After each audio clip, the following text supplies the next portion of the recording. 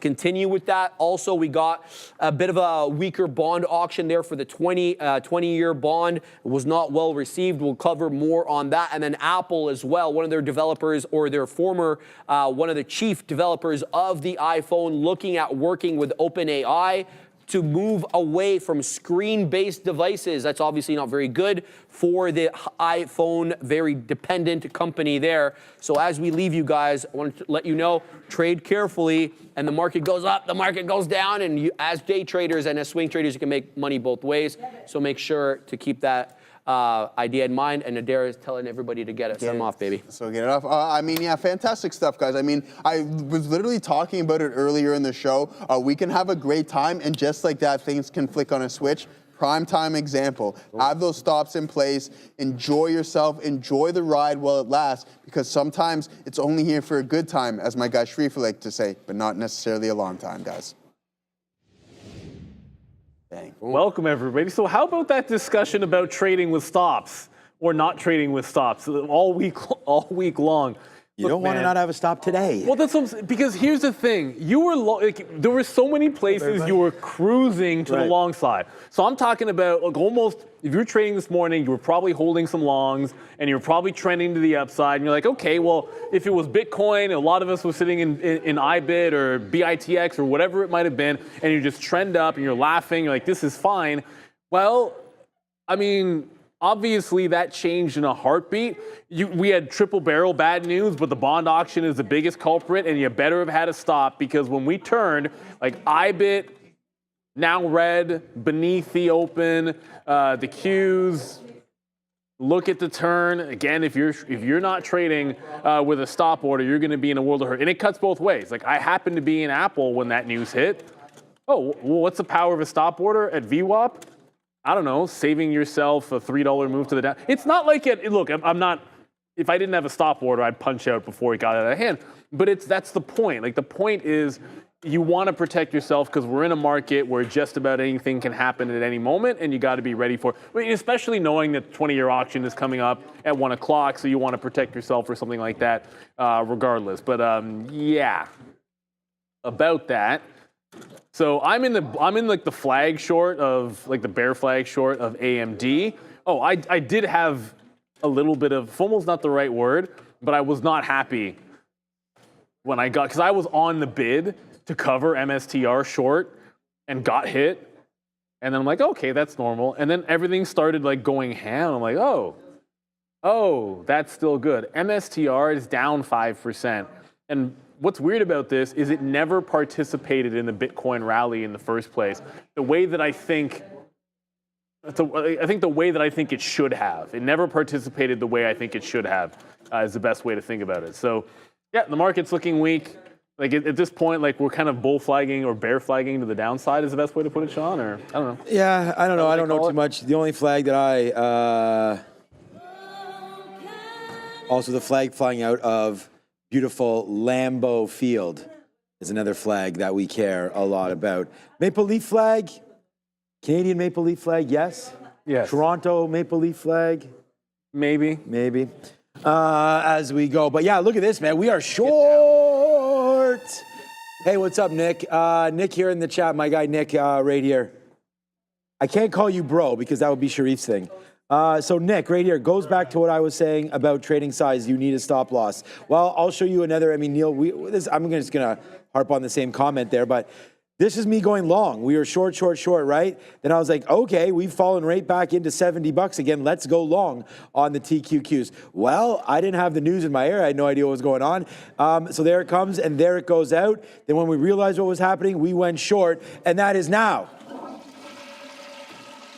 the trade that we rest on. So, I mean, yeah, you know, having the stop order also lets you regroup and start to look the other way as bonds, everything. I mean, if we talk about the TLT, you know, this move happened pretty quickly there during the middle of the day. We thought it was an Apple-related story, you know. They lost, it's not Danny Ives, Phil Ivey or something like that. No, shout out to Phil Ivey. I forget who it was. Great back But anyways, and all of a sudden the market just started to bleed downside. But no, it was the market losing, and we're going to have to wait to find out here. TLT, the 20-year, down 2%, coming through again. But yeah, market's starting to bleed down. Let me check out what the UUP is doing. This is the US dollar bull ETF right here. Relatively flat, but... What? What happened? Rumble lost. I'm not hearing it. I'm going to go short. What happened to Rumble? They lost some sort of a lawsuit against Google here, is what I just heard in my ear. Okay. So this is where I just uneducatedly punch short. Okay, but the thing is like, I don't know if that story is from here. I don't know where that story is from, but you can see volume starting to pick up. So at the end of the day, not a huge deal. It might be better for Google than it is for Rumble. But again, like I'll punch short now, like 1 unit, right? Like if this was a story that I knew more about and blah, blah, blah, we would have punched a little bit more. But there it is right now. Let's put some money right now into this stock as we'll see what happens with Rumble. We'll bid some 07s. We'll bid some 04s. And we'll see what's happening here with Rumble on some... There it is. Yeah, down 5 3/4%. I mean, that story could have been old, but we'll see what happens. Nice little push down here for Rumble. We'll get out if it breaks 925. So 10 cents worth of risk here on Rumble, but that just came in one more time there. Look, futures trying to bounce around a little bit. We did cover some down there at 68.60. I think I'll cover a little bit more now at 93. Why not do that? And again, this is what we talk about the style of trade and this and that. You know, trading a little bit more shares will allow you to get in and out at certain spots. I tend to get out too frequently. So that's one thing. I was talking with Obi today about things that we're working on and stuff like that. And that's for me, that's one of them. Just too many outs all the way in, right? But we have, like, look at this, 68.20 down there on the Nasdaq. So we actually have a print right there. And look what happened. Capitulated volume, right? You thought you had picked up volume earlier, then all the way to the downside right now. Oh man, we're really getting real here. We got Rob and Mark figuring out these PCs, figuring out the monitors. Measurements are getting taken. Oh no, no one can see that. Oh no, there. Okay, so the good thing is, I thought they're 21-inch monitors. The good thing is if you're 22s, but yeah. That's what she said. What? So bigger. 21.5. Yeah, 21.5. No, we need them 20, 24, 30.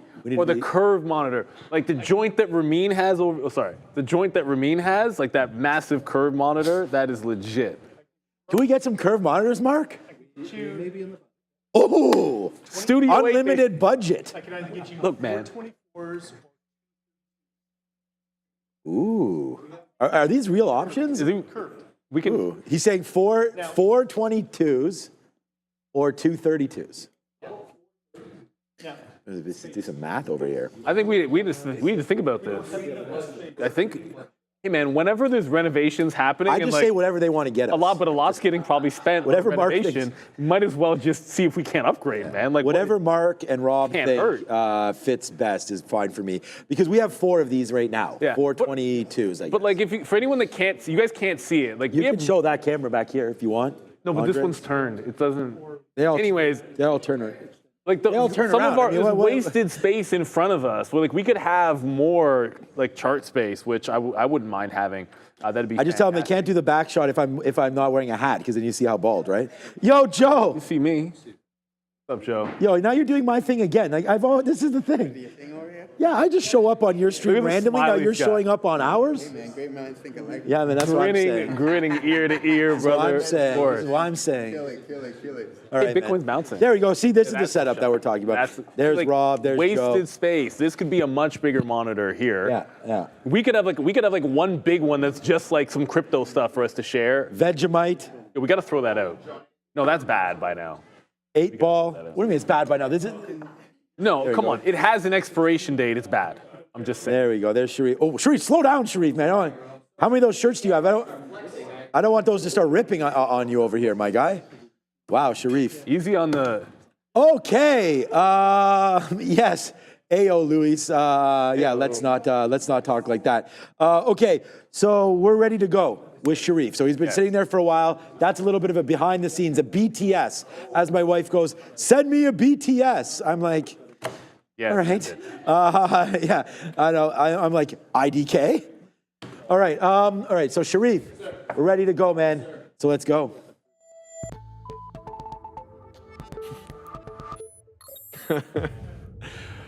Welcome to the Afternoon Rundown, everyone, the show where you decide what we talk about every afternoon. You already saw them. The boys, they're hyped up, they're locked and they're loaded, and they're ready to look at the tickers as decided by you. But the only way to get those tickers up there is to join Joseph and I on the midday show and get into that chat and vote for your favorite tickers every day. But you got to be a subscriber to vote, to engage with us, to chat with other users. So make sure you're liking, subscribing, and sharing. Here's a look at all four major averages.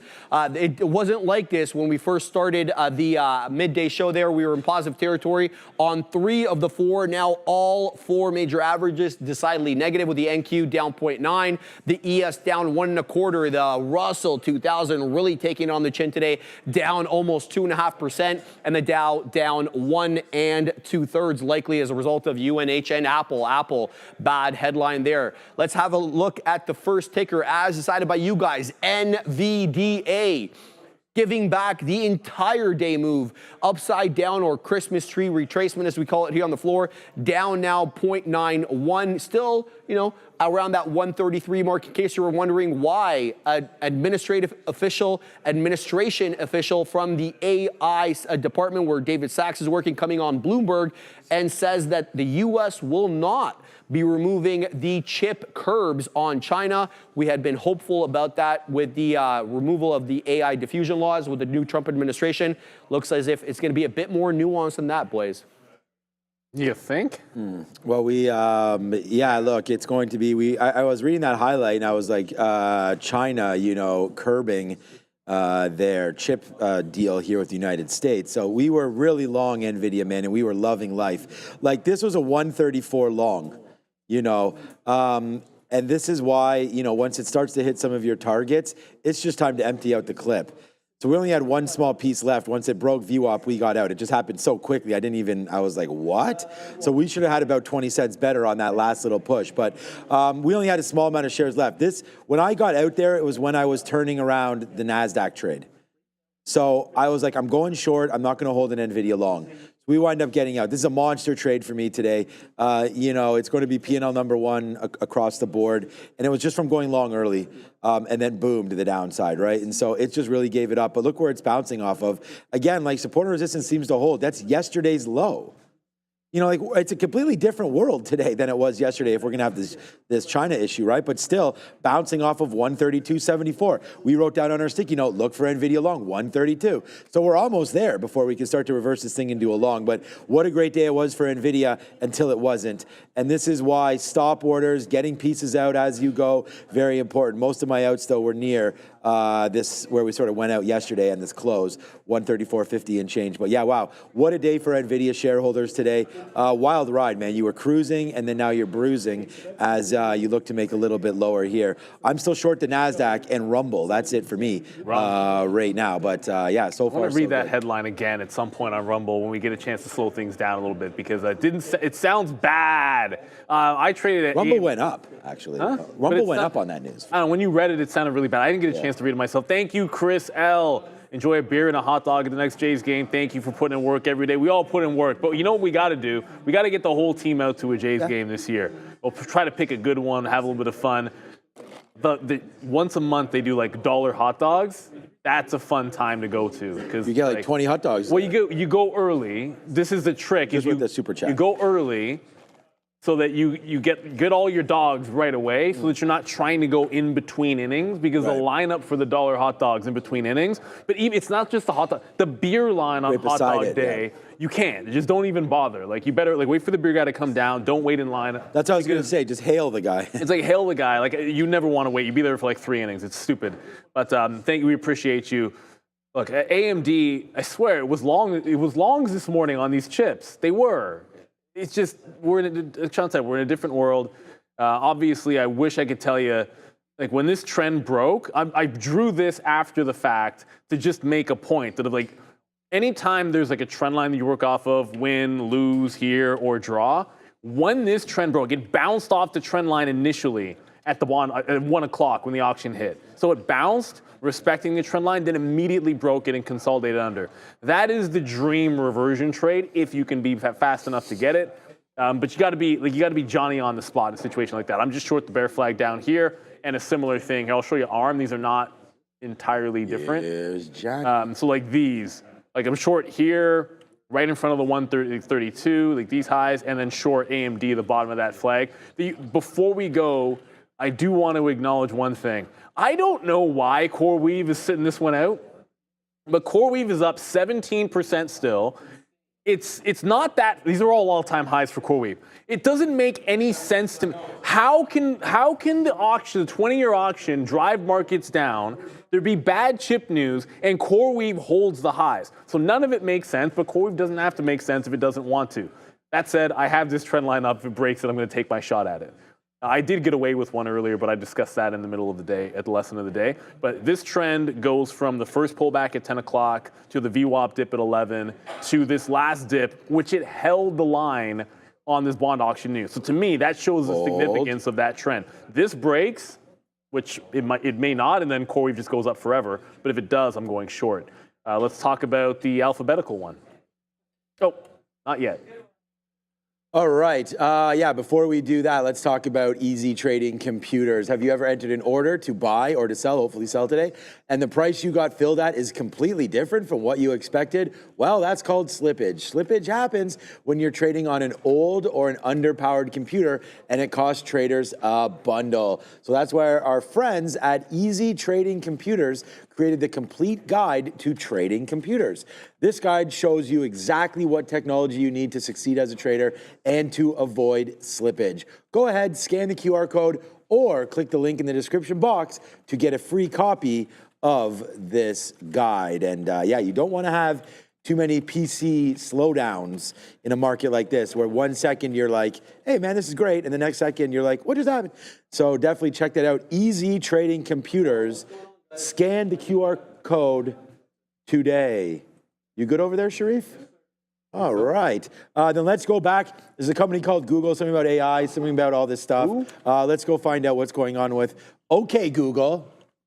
Wow, Sean. Okay, my chart disappeared, but it's okay. No problem there. I'll give you the headlines. So Google did have their I.O. event yesterday. It was a very successful event with the keynote by Sundar Pichai. Okay, boys, just move that. I need the headlines, please. Boys, please minimize the chart. Okay. Bring it over here. Robin Last Mark, thing I need is Sharif to get upset because that whole shirt rips. It's like he's like the Hulk. He's like the Incredible Hulk. yo, we You should know be what the, I mean? we should be the Avengers. Actually, hold on a second. This is not okay. Now I'm spoiling what we should do in November. It's called content, Ramin. Iron Man, the Hulk. Obviously, I have no choice but to be because I look like Rhodey. People tell me. And then Joe should be Thor, Black Widow. No, look, we're not discussing that one. I'm talking about for real at Halloween, like actually dressing up these characters. All right, let's bring it back because the Shree's apparently ready. Let's go. All right, guys, headlines, many different headlines, obviously, from Google's I.O. event yesterday. Some of the keynote ones are Google and Volvo looking to do business with each other, deepening their partnership for Android Auto. It's supposed to be exclusive to Volvo. Look out for that. Also, Smart Glass is looking to take on Meta and Apple and others, obviously, and Snapchat as well, with the smart glasses coming up next, as well as reimagining search to take on OpenAI with a more LLM feature that's going to be incorporated now in the home search area, so keep your eye out for that. Google, just a skosh below 170, boys, but holding up a lot better than some of these Mag 7 names. Skosh. Yeah, no, I mean, yeah, I think that's a very valid point there because Google will actually be my #1 losing trade today. And that happened real early. Well, not real early, I guess, but it happened around 10 o'clock where we just kept on going. And I was like, I cannot believe this. The market was not reacting this way, but Google just kept on chugging all the way to the top side before hitting that 173. What a successful day for Google. Although yesterday, you know, you would have thought, this is why I was thinking short. Like, we should have just got out of the way right here when we took down 168.50. That was the first situation. But then, like, as soon as that broke, then it had, like, another huge move up. And I was like, come on, man, it's not going another $2 into 170, is it? And then it broke. And, yeah, pie in my face there on Google. But yeah, this was yesterday. This is 1 o'clock. This is when Sundar came on the stage with their Google I/O event. And then this is when he left. No, and then. And it was all the way down there. Yeah, and then, No, you know, and then. people were like saying, and then no, and then today, all the way up to 173 and change, just ripped. So I guess, you know, Brendan and Sharif did a little thing there this morning where they talked about some of the products.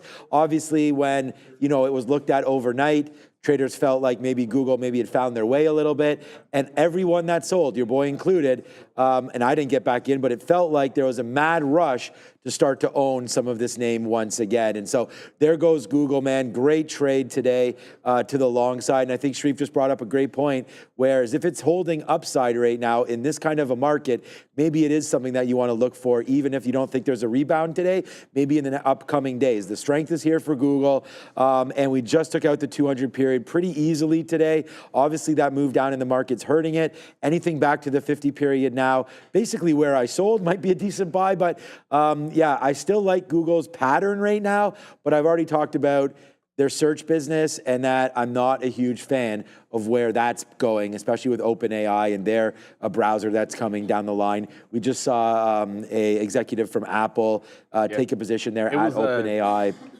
Johnny Ive. Apple, yeah, Johnny Ive there, Ivy. The Apple search also with Chrome in question. There's just a lot of things. Wow. The market, Neil, though, is low of day. Almost near the low of the day. So we're still in this short, man. We still got about 35% or so. We'll take another piece out. I thought I missed that low. Like, I got the low, but I was like, oh, man, we didn't get anything out all the way. It was all the way up, and then now it's all the way back. So we're able to take some out down on the downside as we hold on to Rumble as well. But hey, man, Google's the big winner. Who would have thought that after yesterday's performance? I 1,000,000% did not think that because it's my worst stock today too. Kablam. I got to put a trail on the low. So remember we talked about, well, I didn't talk about it. You mentioned it, that NVIDIA got to yesterday's lows. AMD is also double bottoming at yesterday's low. So if it holds the line here, then I'm going to trail it out to 40.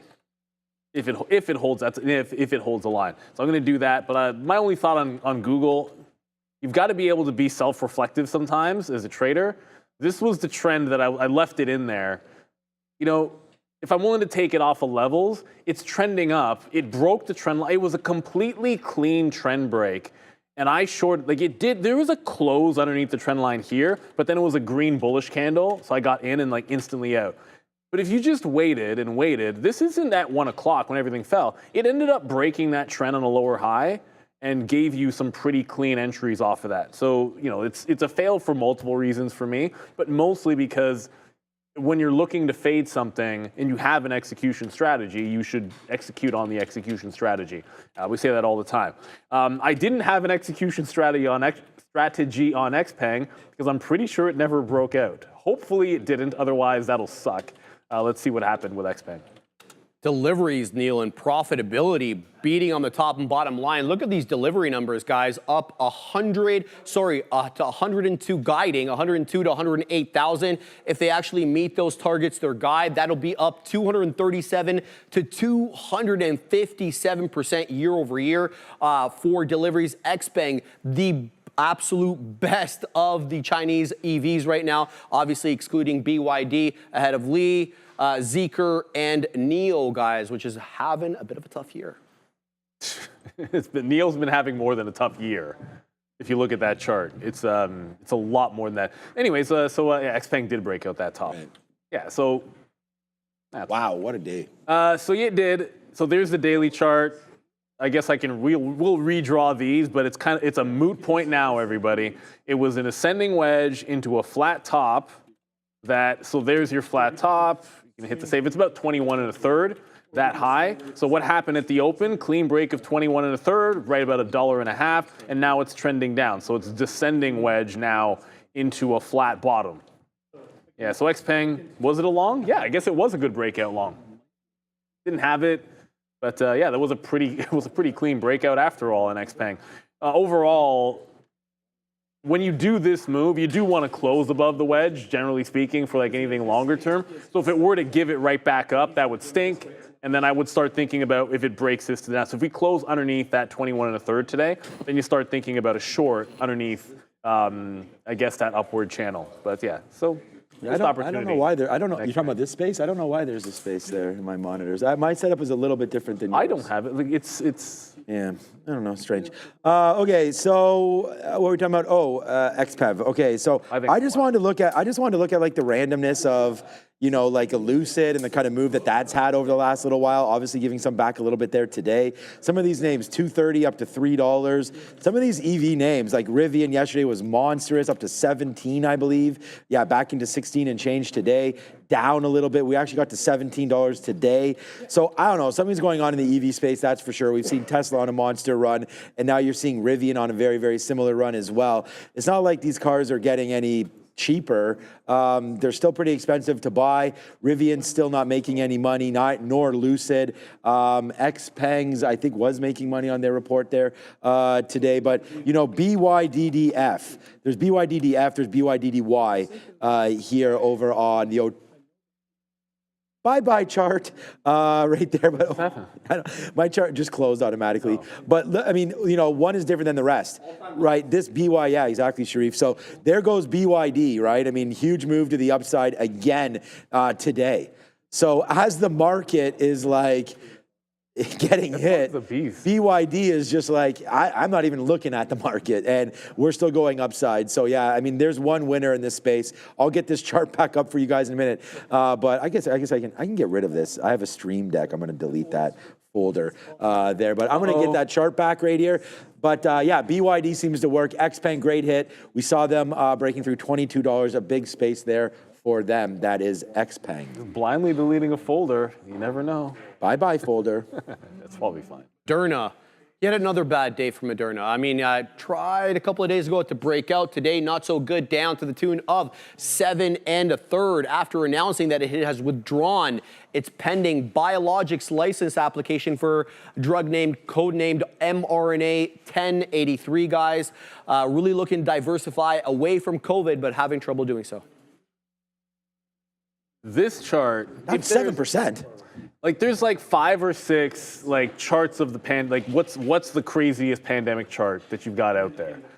And you know what? This weekly is not even good enough. I keep forgetting how long ago this is. Like, you have to put up a monthly chart to get there. That's much better. So this is one of the ones which is the absolute, like, the highs and the lows of what we had during the pandemic. So Moderna, it's all come full circle for Moderna, because the 2020 breakout, it's hard to see here, it was about $26.50. Like, you can, here you go, right down there. So where is Moderna now? It's trying to regain that. So it did make some fresh lows, and it was trying to break away from that level. The good news is it's not making a fresh low. And if there was one spot that you think that technically, like, you were gonna go from, it would be this, right around here in the mid-20s. The problem is, we just rejected the 50 period again, like we have every single time. But eventually that's going to stop happening. And I do think you're going to have a tremendous opportunity whenever this can consolidate above the 50 period and then break out of that consolidation. I think that's going to be the shot at the long instead of catching a falling knife. But if it can't do it at the COVID levels, is it? Come on, man. Oh, Moderna. Yeah, look, I mean, I just heard out this is a couple minutes ago, I guess, that there's some sort of a paper that RFK is publishing there, and it's going to be all over. It's going to be all about vaccines, chemicals in food, oh boy, and something else. So when I heard that, I actually typed in Pepsi. To think about what that was going to do, right? Yeah, so that's made a move down as well recently. I mean, all stocks have, but I just mean, look at the market here. The Nasdaq has kind of put in a stop right here from going down temporarily, but these names continue to get hit as well. So yeah, I don't, you know, for me, I always talk about this, and people tweet this at me, so I know that some of you are following it. XBI is the way that I'm choosing to play most of this space. I really believe in the biotech industry just because, you know, population is getting older. There's more and more money in the system right now, and people will be able to afford different vaccines, different medications. And then with AI, I also think it's an undercover AI play a little bit here, because as we develop more science, yay science, to be honest, right?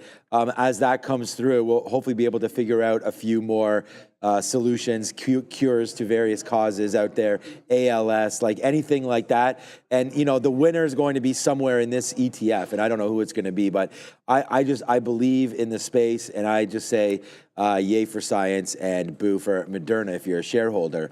But it always feels like there's more underneath there because, like, that business should be a good one, but they have to be able to use the technology for something. yeah. Okay, don't at me. That Sharif said, you know what? Don't at me. Sharif said this. So I'll just blame him. But it's true. That matters more. What? Well, the mRNA technology needs to do something for cancer. Well, yeah, but that's the technology, though. That's exactly. the whole thing. But the technology is there. You just need to apply it to something a little bit more broad, Okay. and then I think the stock could explode. I'm not trying to guess when it happens. I'm just going to join the move when it happens for a trade. I'm not trying to own Moderna at all. Like I own Lilly. I'm with you. Like I'm only ever now buying Eli Lilly. Well, something could change. This could change. And XBI. I own way more Eli Lilly. Like it's. For me, it's different. Like, I don't usually have like 8 to 10x of like an individual stock relative to like, say, an ETF for the group. I'm not usually that kind of a long term, but that's where I'm at right now, which is part of the reason why I like XBI, because I'm all in on a single stock in the space, basically, which is not something I usually do. It just kind of ended up that way accidentally. But you know what? I wish we were all in on Bitcoin. That kind of sounded weird. Randy likes what he sees there, guys. I mean, there it is. Yeah, I think he's pointing to the higher highs and higher lows, because that's what I'm looking at there. So obviously a bit of a retracement there, Randy, after we made all-time highs on Bitcoin, just a little bit below that 110,000, guys. 109, I think 6 or 7. Good look. We're down into 106 now, guys, but we're still holding that trend of higher lows. Where does this one end up on May 25th? That's the question. 124,999 million. 0.99 and somehow magically repeating. Sharif.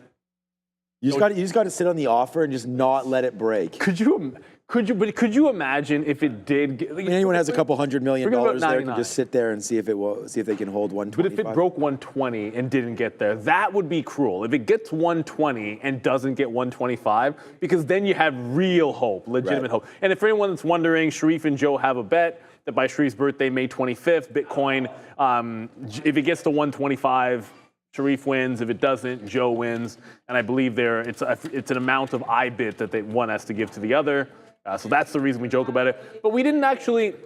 I understand some people had. I'll go to a 3-minute chart because who cares? Some people said we got to 110. Depending on your source, I think we can kind of agree that the breakout of an all-time high failed at about just underneath 110,000 on Bitcoin. Looking at IBIT, there were several opportunities to trade it. The only one that I regret was the one after the auction. That's the only dip buy that I'm like, what? Like, why? It's like, who cares if it's VWAP? This is after the bond auction had taken us down. Like, I had to stop protecting the long from 61.7. So you had the breakout. Like, this is the breakout of the all-time high. The failed break, and then the dip buy. I tried to reload, then jump back in. Then we got a reload here. Held that until it broke the trend. I don't know why we got in. Like, if anything, when that's happening, you should be thinking short, but whatever. As far as I'm concerned, this still looks pretty good. It's a very strong trend, but I'm not going to like the way that this likely ends up closing. Let me just go right to a Bitcoin chart here. Because what we're now going to see is a big topping tail candle and back underneath the 107 if nothing changes. So that's exactly the kind of candle or move that'll have me waiting for the low 90s again. Like, I think this is a kind of move today that maybe we get a chance. This pulls us all the way back to the low 90s, gives us a chance to buy off that prior support one more time before we get to the high. I'm not saying that's going to be the case. I think you have a couple of days of settling that'll tell us that. So I think by end of next week, I'll have a better idea what I think about this next. But for now, I'm thinking every weekend stink bid in the low 90s in case you get one of those stupid flushes and see if we can't pick it up before it breaks an all-time high.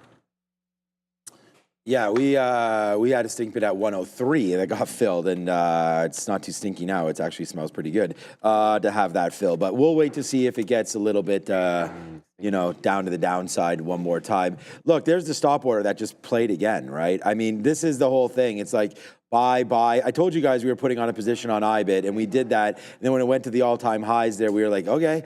And then it broke the 50 period. We tried to get more back. I mean, I'm always going to do this. Remember I showed you the note that I made earlier on today. I could care less if it wins or loses. I'm trying this. Like, I've looked at stuff, and I thought, you know, pullbacks here. Forget about the 50 period was too high, like pullbacks into the 50 is not enough. So when we pulled back into the 200 and into VWAP on a strong name today, it's still stronger against the market, right? I was buying it. And we had to find a level, and that was 61.50. And when that 61.50 broke, we got out. So, you know, which was a good trade there for IBIT, turned out to be not a great one as we fell all the way back in and put us basically flat on it, even a little bit red on the name there, because we were trying to load it up down at this spot, and then it broke our hearts right back there down into the downside again for IBIT. Trying to find a bid now. I actually want to go long if we take this 61.20. So that could be something there. I do realize that would be almost $1 away from the lows today, but momentum, as you mentioned with Moderna, the same kind of thing. If Bitcoin wants to get going again, I don't have any problems joining that party. It's also like $2 from that. Yeah, 61 and change. So if we get that, here it is right there, 61.25-ish. On a break for that, maybe we can go long. Debating it right now, but that doesn't look like it's given me a solid enough bottom right here, unless we really play to the bottom of there. But like for me to go long now, even a couple hundred shares or whatever, like it's just too much risk to bring it back into here. I'll rather load up like more than that down here near $60.50 or so. So that would be a trade for me. And that's about it for your money rundown right there. So Rumble was not on the list there, but. Well, it just happened. Yeah. No, of course. I don't expect that to be on this. It's literally doing nothing. It could. It could, yeah. But if anyone voted for it, I'd be like, what the? All right, so this is it right here. This is what hit in my ear. And I was like, okay, Rumble has lost its unlawful, okay, so that's not great, I guess. You lose an unlawful anti-competitive conduct lawsuit against Google. Rumble was seeking a judgment in excess, I laugh, of $2 billion. I don't really know even what their market cap is, but so they lost that. So when I saw that they had lost it, I don't know what their market cap is. I know how to solve that. Go into details, type in Rumble right here. Hey, what's up? We should be using AI for this. Market cap. I just saw it. I don't even know where it's 3.2. Right, so there it is right there, 3.27 billion. Right, so like if I knew that and the 2 billion marker, I might have been short more than what I'm short right now, but it is not reacting to that at all right now. So here's Rumble. There it is. There's the news at 2:00. It shows 2:09 on there, but obviously we got a little bit earlier than that. It looks like it was about 2 o'clock or so where that came back through. We shorted it there. We thought we were all cool like when it went down in the money about 5 or 6 cents. But no, it comes right back up, and we're using this 35 area or so as our out. So, you know, our average price right now, 21.5, right where it was right here. I could have taken some profits at 19. Come on. I'm thinking it gets a little bit lower there. But now mainstream media has obviously read that news story, and it's not doing anything. You know, like when there's a real story about something and it actually matters, take a look at NVIDIA's chart to see what happens. You know, volume really ramps up and actually holds. You know, on Rumble's situation there, this is what happened. So, yeah, about this name, you know, getting moving, maybe not. So we'll still wait. I am bidding right now 16s. So just kind of like back into we're trying to take a little bit of this out. So if we get something right here, that's 16, where we first went short. That's where we're going to try to get some out because we have an average price. Same, 1 unit here, giving me that average. So right now, we'll see if we can retest the low. I still like it. I like the market to get lower from here, but Rumble is just a shot in the dark on news. So I wanted to address that before we started talking about some of the symbols that you guys wanted because, again, I'm trying to be in as many, you know, good quality trades as I think there are, and I thought this was a decent setup based on the news. So that's why we're in Rumble. Just like today I've traded a little bit of Fannie Mae, a little bit of Google, a little bit of IBIT, and a lot of all the rest. NVIDIA and the futures now add Rumble to that. And by the way, Rumble is... It is. A Canadian company. What's up, Adara? Yeah. I think to this Rumble story, just to provide a little bit more context on this lawsuit. So yeah, they were basically suing Google for anti-competitive behavior going back to 2021. And their issue was basically that when you search for videos, YouTube comes up first. So, again, this is kind of I guess, it would have been a pretty difficult suit for them to win. I'm going to put it that way. But yeah, it did not go through. They did not win. I guess they were unable to prove that this was a monopoly. One argument where I would argue was maybe a bit compelling was that they said the fact that YouTube comes apparently pre-installed or easy to install on these Google Play devices. Of course, both Google Play and YouTube, a part of Alphabet. But either way, other than that, Rumble did not win. The judge ruled in favor of Google, the defendant. Just a little bit more context here on this RUM Rumble suit for those who were curious, as I was. Back to you. To me, that sounds like a really good risk to reward trade. I can't imagine that you'd spend enough millions out there that it would be bad. R to R, even if it's a small chance they were going to win. Chris Arntz has asked several times, can we look at Reddit? And the first time you asked this, Chris, and appreciate everyone in the chat. And a lot of times it'll help.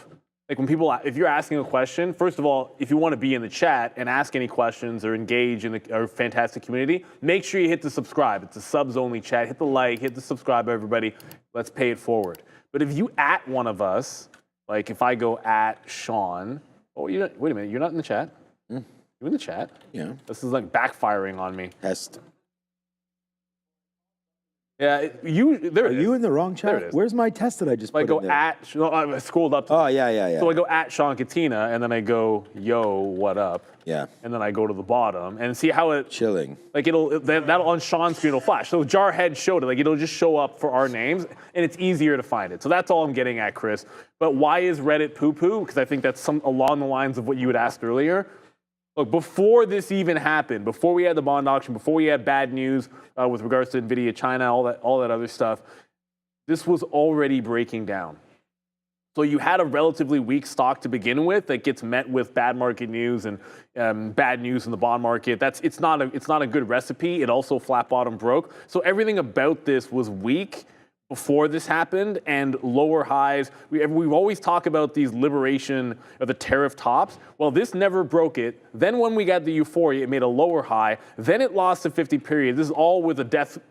I don't really care about those, but it did also happen where you had the death cross. So now you've broken the low. That's just a pure, and it's a technical break at the 100 level. So it was trending down, and there's nothing that suggests it's found its bottom yet. Will it? I think so eventually. But I think you got to let this one breathe a little bit here. It doesn't look too good for Reddit. And this was one where there was at no point has it looked relatively strong in the last week. And unfortunately, nothing has changed today. Oh, I didn't mention, I mentioned where the trail was. I didn't show you guys. So I trailed out when we hit the bottom, like yesterday's, whoops, one too many. Yesterday's low, double bottomed on AMD. So we jumped out. Now this is looking like a re-short off the quarters. So re-entry off the quarters. I want to try and get this. This is our top. We'll go to the prior high, which is, 113.25. I did have that somewhat memorized because that's where we were in before. So I'll throw the stop because stop orders matter today. And we'll try to jump back in, see if we can't get to the low one more time here on AMD. The other thing that's insane to me is like the reversal that we had in the market, CoreWeave's about to make another all-time high. And when I say another all-time high, I mean it's made an all-time high every single day for the last week. Every day. Ever since it made that IPO breakout trade. One of these days, I'm actually going to swing into one of these. I said, if Discord IPOs and does any kind of a setup like this, and you IPO, make a top, do the regular pullback that you usually see, and then break out the top, I'm in. And I'm just going to take it. I don't know where I'd put the stop. I guess maybe like if it breaks that high, to me, you probably have to give it to 50, I would think. Probably worth back testing that one, which basically means I'll ask Michael Moss to do it for me. Oh, I'm just joking. I could use the signal. But I do like that setup. You're not joking. No, I would. Right. No, because here's the thing is he's built like stuff that he could do it in seconds. Whereas like, why would I do the effort when I know he can do it in seconds? And it's something he'd probably look at anyways. But that IPO breakout, when Discord happens or anybody, it doesn't matter who you're anticipating this year. I'm anticipating Discord. I think that'll be really cool if we get it. Big if. I don't care about Klarna, but that's a great setup. CoreWeave is the strongest stock that I've seen today. It doesn't seem like it wants to break. Instead of this trend, like now all of a sudden it's making another trend into the high. That I think this trend break is more significant because that's where it held on that auction news. But we'll still take it if it breaks that trend line. But I'm kind of eyeballing this one here for a scalp trade, and I just got into AMD. All right. So what I'm thinking about here, just for the next couple trades. All right. So I have some ideas. So NVIDIA, shout out to all hail Klarna. Yeah, no, Klarna got shelved, my guy. Okay, so hold on a second. I just want to see here. NVIDIA, so what's up, Patek? Bounced off of 132.60 and never has looked back. So, yeah, I mean, I'm going to go back over to my strongest stock of the day, and that's going to be NVIDIA, you know, the number one stock for me, P&L-wise. There today was buying right off the open, basically, when we had a little bit of a dip down into the 200 period. We did lose initially, but then bought it back and bought it again right there. So this is kind of like the levels that I'm thinking about. So let me just zoom this back out and have a quick look, right? See this area right there, 134? Well, we really got going once we broke it the first time, right into there. And then that second time, we were bouncing, and then we broke through. So I'm looking at this level right here, 134.20 or so. And then I looked over at my 5-minute chart because sometimes when you're zooming out, you're looking for some areas of, you know, support, resistance, maybe where momentum can get going again. So this is a 200 period moving average. This is a 5-minute chart. Well, it's been really choppy and hasn't really done that much for us throughout, but that is also right there at 134.20. And just thinking like, there's the break right there. How good does that kind of look? If we can get back up, if we break through there, I think there's a run that's $1 into the pink, which is the 50 period. So if we can run that line right here, 134.20, also, you know, some areas back into here that we could take out. I like the stock. I think if it gets going, this is a good opportunity to put some damage on the board. So we're going to look at that for NVIDIA if it does break above 134.20. So that's a trade idea that I have. Next trade idea I have is IBIT. And the thing about this one is, ooh, oh boy, this is getting close right now. So I like this break right here. I have it set as 61.27. Like, Bitcoin shouldn't really care about anything other than Bitcoin. It's like, it shouldn't matter if Trump gets this deal done with China. It shouldn't matter basically about anything, to be honest with you. If it's going to work, it's going to work regardless of market condition. Now, you know, when the tariffs were announced and when the market was really falling back in here in April, yeah, Bitcoin got hit, right? But it didn't get hit that badly. I mean, I guess if you're going to start on April right there, we were about 49.50 or so, and I guess that bottom was 44, so you lost about 10%, right, which I guess is bad depending on how much you're holding, but then it just like, boom, right, straight up to the upside right there, taking out all-time highs today, so obviously it's a better, you know, better trade than Bitcoin, than the Nasdaq or anything, because they're not at all-time highs yet. They just got back to zero on the year, right? Bitcoin's cruising. So we're going to have to wait to see if it wants to go. And I think it does. Okay, well, as soon as I say that, of course, it makes another move down. But I'm looking at this level right into here, 61. I thought we were going to get it. 61.25 break. So if we do that, we're going to go long, and then I'll try to figure out like where our outs are going to be. But that rejection right there at 61.10 is telling me something. So if we can go long there, maybe 20, 30 cents worth of risk, let's see what winds up happening on that break to the north side of that trade. Meanwhile, there's another fill. What's up, Ozan? All right, man, you don't get filled unless you're sitting there. So that's what we just did right there. And what gateway did we use? Arca. Neil, you win. That is right. You did. We used the Arca gateway. We just sat there. We used it, man. We got filled on it. I didn't know. That was kind of a good guess. No. I would have thought Nasdaq because I just randomly hit Nasdaq all the time. Man, but I know. I've already said your favorite gateway. Yeah. So for anyone that doesn't know, I'm not like it's been discussed already. Like Sean uses a lot of Arca. I use a lot of the edges, like Edge A, Edge X. Yeah. A lot more. So it's just you fall into habit. Yeah. It doesn't really matter. It's more about where your keys are set up. Plus, I was about to say the same thing. It's like it's where my F keys are set up, and then you just gravitate to the ones that are. But you should put the ones you like the most in the most comfortable spots, right? Like in your setup. That's what you do at the beginning. But after a while, I find I don't update that enough. Oh, I haven't touched my keyboard in probably 10 years. That's the thing. So like, what'll happen is there's like a primary dark key that I want to use, and I'll sit there hunting for it because I don't use dark pools a ton. But when I want one, it's like, oh crap, where is it? And sometimes I got to look it up. It's kind of silly. But the market's starting to head back in. We had just reloaded. I should have got ARM. I'll get to ARM, and I didn't get ARM. But we got that reload out in front of the 113 quarter. We're going to play this to the low again. What happened in ARM? Where am I sitting? I got to go. We got Not even close. Not even close. Where's my hot dog cannon? I should be offering, yeah, that I should have been, not that I would have got the fill, but I should have been offering 131, like 65 on ARM. Didn't get, but ARM's breaking to the low of the day. I'm going to cancel that bid down here. I think the low, got to respect the lows. I don't know why I did that twice. A 130.5 on ARM, which I did not get a reload on, but ARM, yeah, whatever. Don't have to explain why chip names are going down right now. But the one that isn't going down is CoreWeave. So CoreWeave, it was almost at a fresh high, but it's the trend since that, let's call it the auction bottom. So the 20-year bond auction low. You just try to do this and hit save this time. So the idea being save. If we close under the trend line, play it from one trend line to the other, because I think the big one is the one that we bounced off for the bond auction. So AMD headed back into the downside. I see you, Big Smile. Did you already get Big Smile? There you go. That's what he wanted. Okay, did you? I don't know. No. I was getting ready for you. So go. No, he wanted the hot dog he cannon. He got it. Always manages to show up when there's a big short event.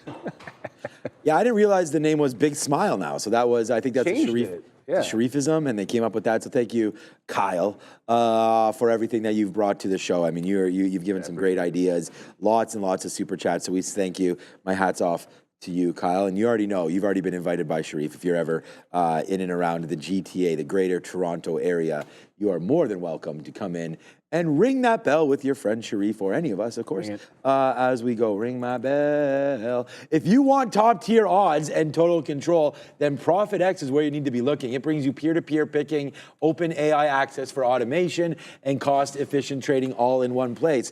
It's like day trading your favorite sports. Make offers, match plays, even manage your own risk with diverse prediction options. Just don't place picks. Exchange them, okay? ProfitX is a smarter, faster way to play. Users can use code TraderTV right now, one word, TraderTV, to get your sign-up offer of 2% cash back up to $300. So, yeah, grab that right there on ProfitX, a great way to bet. We've already proven time and time again. We don't want to prove it anymore. I just want you to scan that, go over to ProfitX, and do some due diligence, right? Yes. Just see that there are better odds available to you. And when you're sports gambling, just like day trading, everybody pretty much fails. So you got to be smart about your plays, right? And that's why we talk about gateways, what we're using, like ones that will give us bigger rebates, ones that will give us better fills, because you don't want to miss your opportunity to make money and you know, get any advantage you possibly can. You want to do a live comparison? What do you got going on? I was going to do something else. That's fine. We can do a live comparison too of the odds. We've done it before. It's just I'd never noticed this, so I just noticed this today. It may have been here already. What was it? They have like parlay specials. I don't know if you saw this already. Yeah. But like, so home, it's basically a couple of home teams here. Ooh. Like you're going like the Knicks and then the Stars, Pacers, Oilers.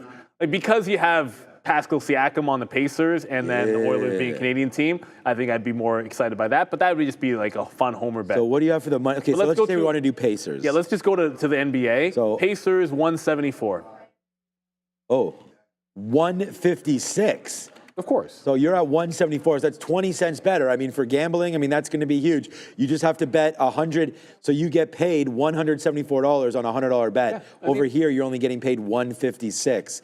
Okay, let's look at the Timberwolves. It's like playing a breakout. It's like, imagine you played that breakout on Tesla 350, and someone gets long at 350, the other person gets long at 350 and a half. That's like what always happens to me. But you're taking it. You might as if you're going to take it anyways. You might as well take the best price, and that's all. I'm starting to even use Archon breakouts. Okay, what about the next day? So we got Minnesota Timberwolves are plus 270, and the Thunder minus 335. Okay, so we have 265 on the Wolves and 270 on the Thunder. So much better on the Thunder. It's much better in the Thunder. Yeah, so 335 versus 270. Wow, that is much different. That's absurd. Anyways, but here's the thing. That game is tomorrow, so like the action's a little bit lighter. So it's always easier to tell. We could hammer right now for great odds. Yeah, you could start. Well, that's the thing. Like what Build you your would do. position. What you would do is there's 116 in there. Like you'd hit it for the whole thing. Do we want to hit that? You want OKC? You want to? Tomorrow night? Yeah. Yeah, they're going to crush everybody. So we can hit that for half the book. Right. Is that how much is there? Is 100? Like, yeah, it's okay, so let's do it and see what happens. Watch that in the 116. I don't know if that happens right. I don't know if should it happens happen. real time. There it There it is, goes. real time. So we just took that. We just took out half of that bet. Yeah. So okay. All right, And the thing is that tomorrow, let's just say the odds change, we can get out of it. We can get, or we can add to it. Right. We can offer like, the other average side. in. Yeah, it'd be great. All right. Well, let's do some of that. Scalping the sports book. I like It's OKC anyways. Like so. a dream there. My guy Sebastian Maniscalco, I listen to him all the time, one of the best podcasts, besides Freedom and Wealth podcast. jokes. But you can check that out. So he's in a great HBO. Oh, you have Crave? Check it out, called The Bookie. It's fantastic, man. Two seasons of The Bookie. I have Sebastian Crave. Maniscalco. I'm getting Crave right now, though. Remember? My favorite stand-up comedian, which we saw live at the Scotiabank Arena. I still call it Air Canada Center. Oh, all right, the market is now, whoops. The market, whoops. I like Gary Owen these days. What's even going on right now? What Oh, did you no. do? I'm ending the stream. The show's over? The show is over in 3, Okay. 2, I better get ready for the 1. market recap show. What happened there? I'm trying to hit Travolta. That's why. Travolta one is not working, by the way, Fabian, all. But here we go. Jerome Powell, he's saying, guys, I mean, this market has a lot of downside to it. No, I was just trying to do, Jerome? Yeah, I already hung up on that guy. There it is. What? That's not the bear I'm looking for. Oh, there's the bear. What's going on? I want a polar bear, man. Okay, what Polar bear is are my you favorite. trying? What were you trying to? There, that one. Yeah, that's all. That's what I was trying to Look do. at the quality animation. I mean, look what I'm wearing, man. This is what I mean. I wear I'm all about. You're down to Dallas, Texas. Go down to across to Calgary, man. Get that stampede going through there. Rodeo. I don't care what anybody right now. says. The rodeo is so much fun, and every single People time say it's not fun, or I don't know. I just every time it comes up, I make sure to mention that I've been to Fort Worth twice. I did the rodeo with a group of friends, and none of us had ever been there. And then I went with my daughter and went with my family and my daughter as well. And both times the same thing happened, right? Like Fun. when it was obvious that we were new and hadn't watched it before, random people sitting around you who go there all the time are like, they're asking how you're doing. They're like, are you following everything? Which were they like howdy? No, not really, but like just the level of politeness and like kindness was amazing, and like it's so much fun. Just make sure you go on like a Friday or I'm not doing an ad for it, but it's a lot of fun. Go a Friday or Saturday night. You can have have a few free drinks. ads. It's so much fun to do. They do a thing where the kids get to go out there Howdy, and chase fella. around. Yes. Dude, it's a boatload Chase of that bull. fun. I feel like it's a stock market thing. You're chasing that bull around, And it wouldn't normally be my thing, but you try it out because it's something new, and then you realize, crap, that's a great way to spend a Friday night. And the people are fantastic. It's a good family event. But the market's coming to the downside. So CoreWeave, we grabbed the trend break. Let's go. It just held 106.5, and then we're looking for. I think CoreWeave is so strong that I'm not going to wait for it to get to the breaking the trend bottom, line. man? The It's breaking first support level above the trend line is 104. Like right here. So I think that's the level to get to. And as a matter of fact, like who knows? What I usually do here is tighten my stop up. So I'm going to give it to, before I actually had it at the prior high, now I'm going to tighten that up because why not? If it goes to first support, then I want to tighten my stop up. AMD, and I didn't get ARM, which kind of stinks. I didn't get the reload on ARM, but it's now at the low. So I'm going to move my trail. There was no reload. That was a miss. We got AMD. We didn't get ARM.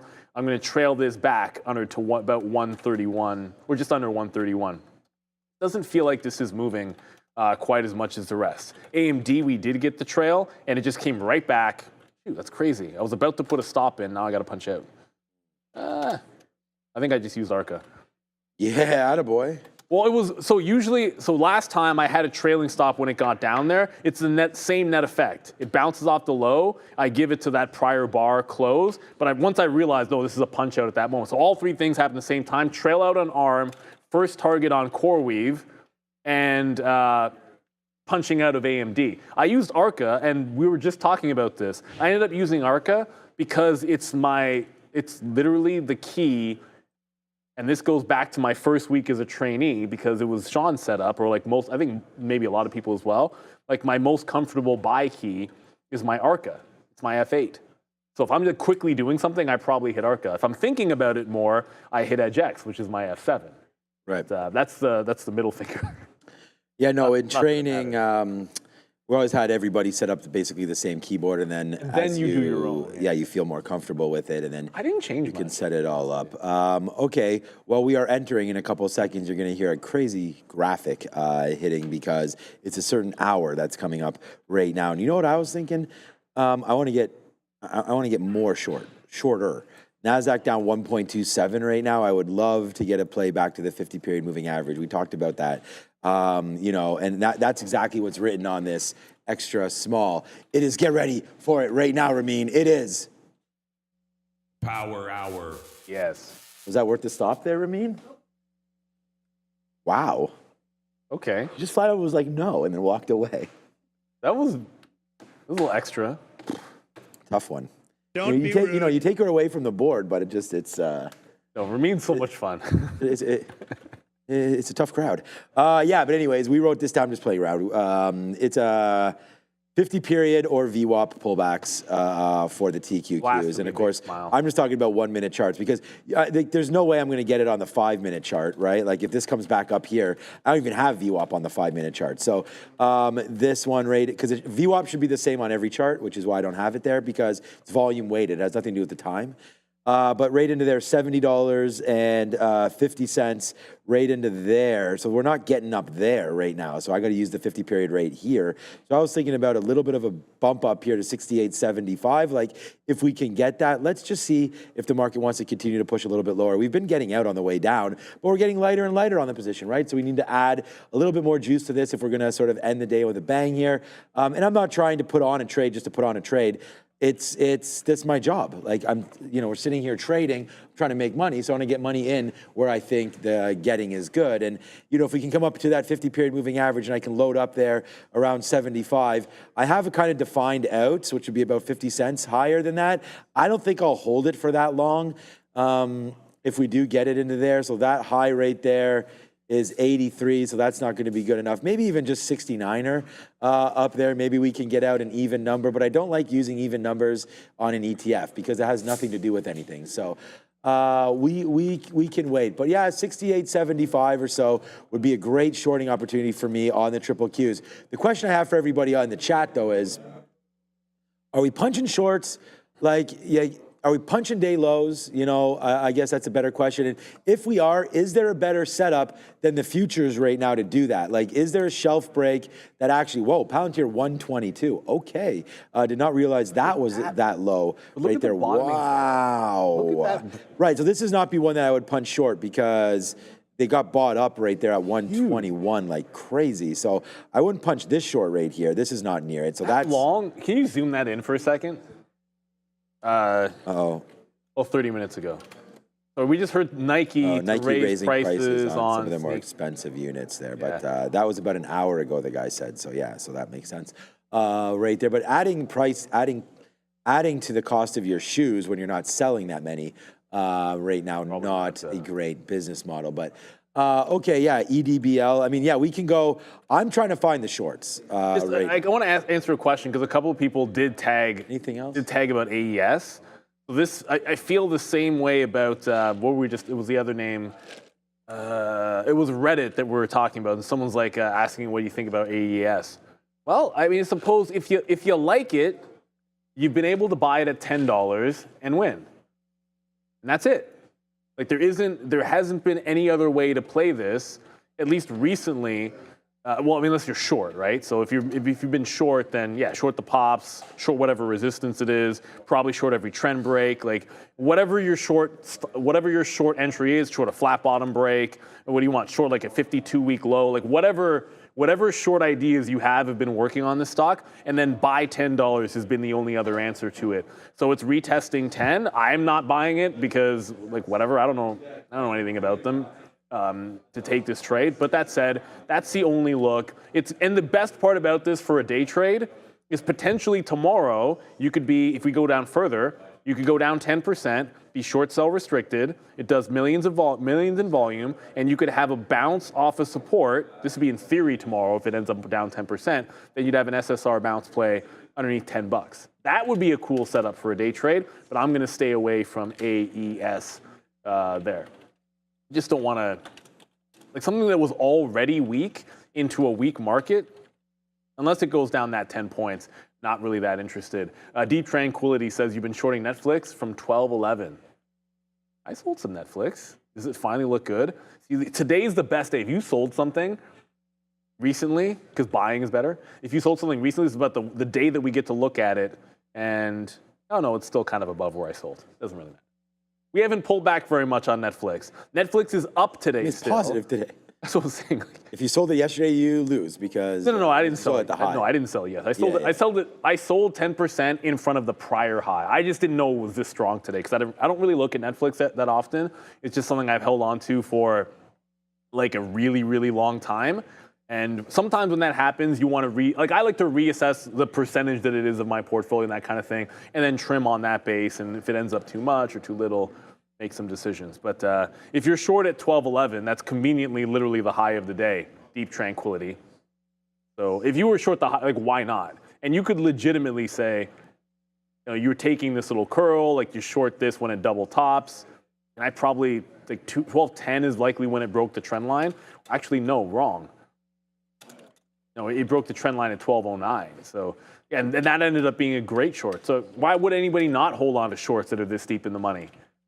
Is it giving you a reason to get out? If the answer is no, then don't. Like maybe you've already taken some off at this low. I mean, I always would, especially on a double bottom. It's the opening range low is also the bottom we had on the bond flush, and then you have a triple bottom here of sorts now. So if you take nothing out, and it's a short-term trade, that makes no sense to me because you're at an obvious support level. But holding on to it, why not?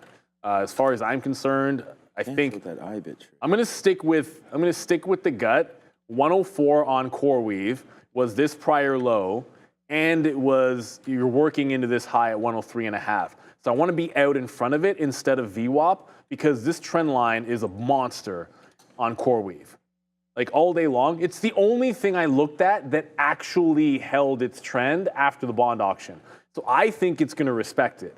I could be wrong about that, but I also believe if you short the strongest stock, a plan of action in terms of where to get out is how I always play it, because otherwise, the fact that it's strong ends up biting you in the face. So if it ends up biting me in the face, that we don't get it out in front of 104, and it goes back to the highs, I'd be slapping. You'd be angry because you didn't follow your rules. If it bites you in the face, it might be on bath salts. I heard that's what. Or it's a honey badger that just doesn't care.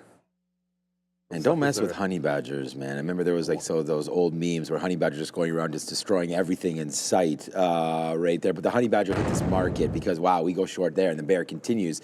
I remember I was like, I want to go short something. I want to go short something immediately. Just wasn't able to find anything, right? But we should have shorted the market on the market's day low break. But we're still in it and we still got a decent spot. So it's all good, baby. But this Rumble trade, we just got filled right there where we got in. So we're looking for lower on this one as well. We're bidding $9.10 right there for Rumble.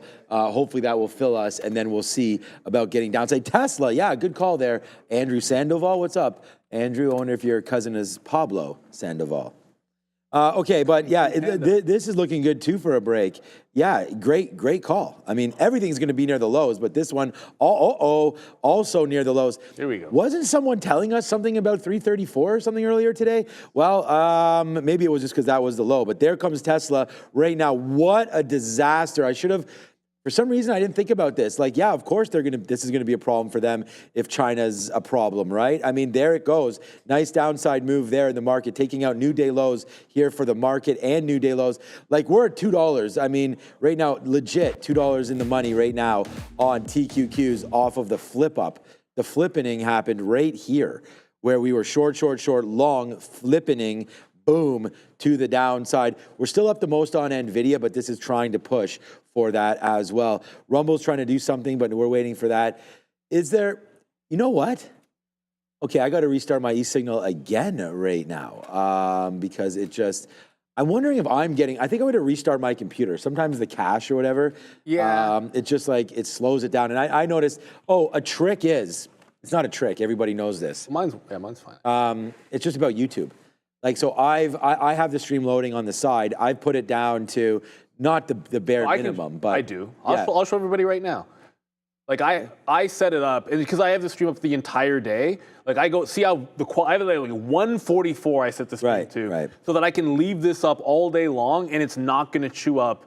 And look, I do this and I still get to like 80%. No, I do one. I mean, I think I was telling you about. I just didn't want to say I put it to 144 because I want our viewers to get the best. No. Well, I do that because specifically my computer gets to like 80, 90. I call up a lot of symbols throughout the day, which really chews it up with P Pro 8. First of all, no, I probably call up like just looking at symbols and throwing orders on individual symbols more than the average person, and that for whatever reason chews it up a little bit. But I will just very quickly, I did get out in front of 104. Now you're testing the all-day trend line on CoreWeave. I think it's going to have to consolidate underneath it, but we got our stair step. It broke the first trend. We'll see what happens on the second trend. The Nasdaq broke the lows. Everything's breaking the lows. This is a monster. AMD, ARM, everything is broken to the downside. ARM is it's finally. It's a monster. All right, I want 128. There, 128.6. That's the next target on ARM. That one we didn't get a reload on, unfortunately, but we were able to get CoreWeave and AMD.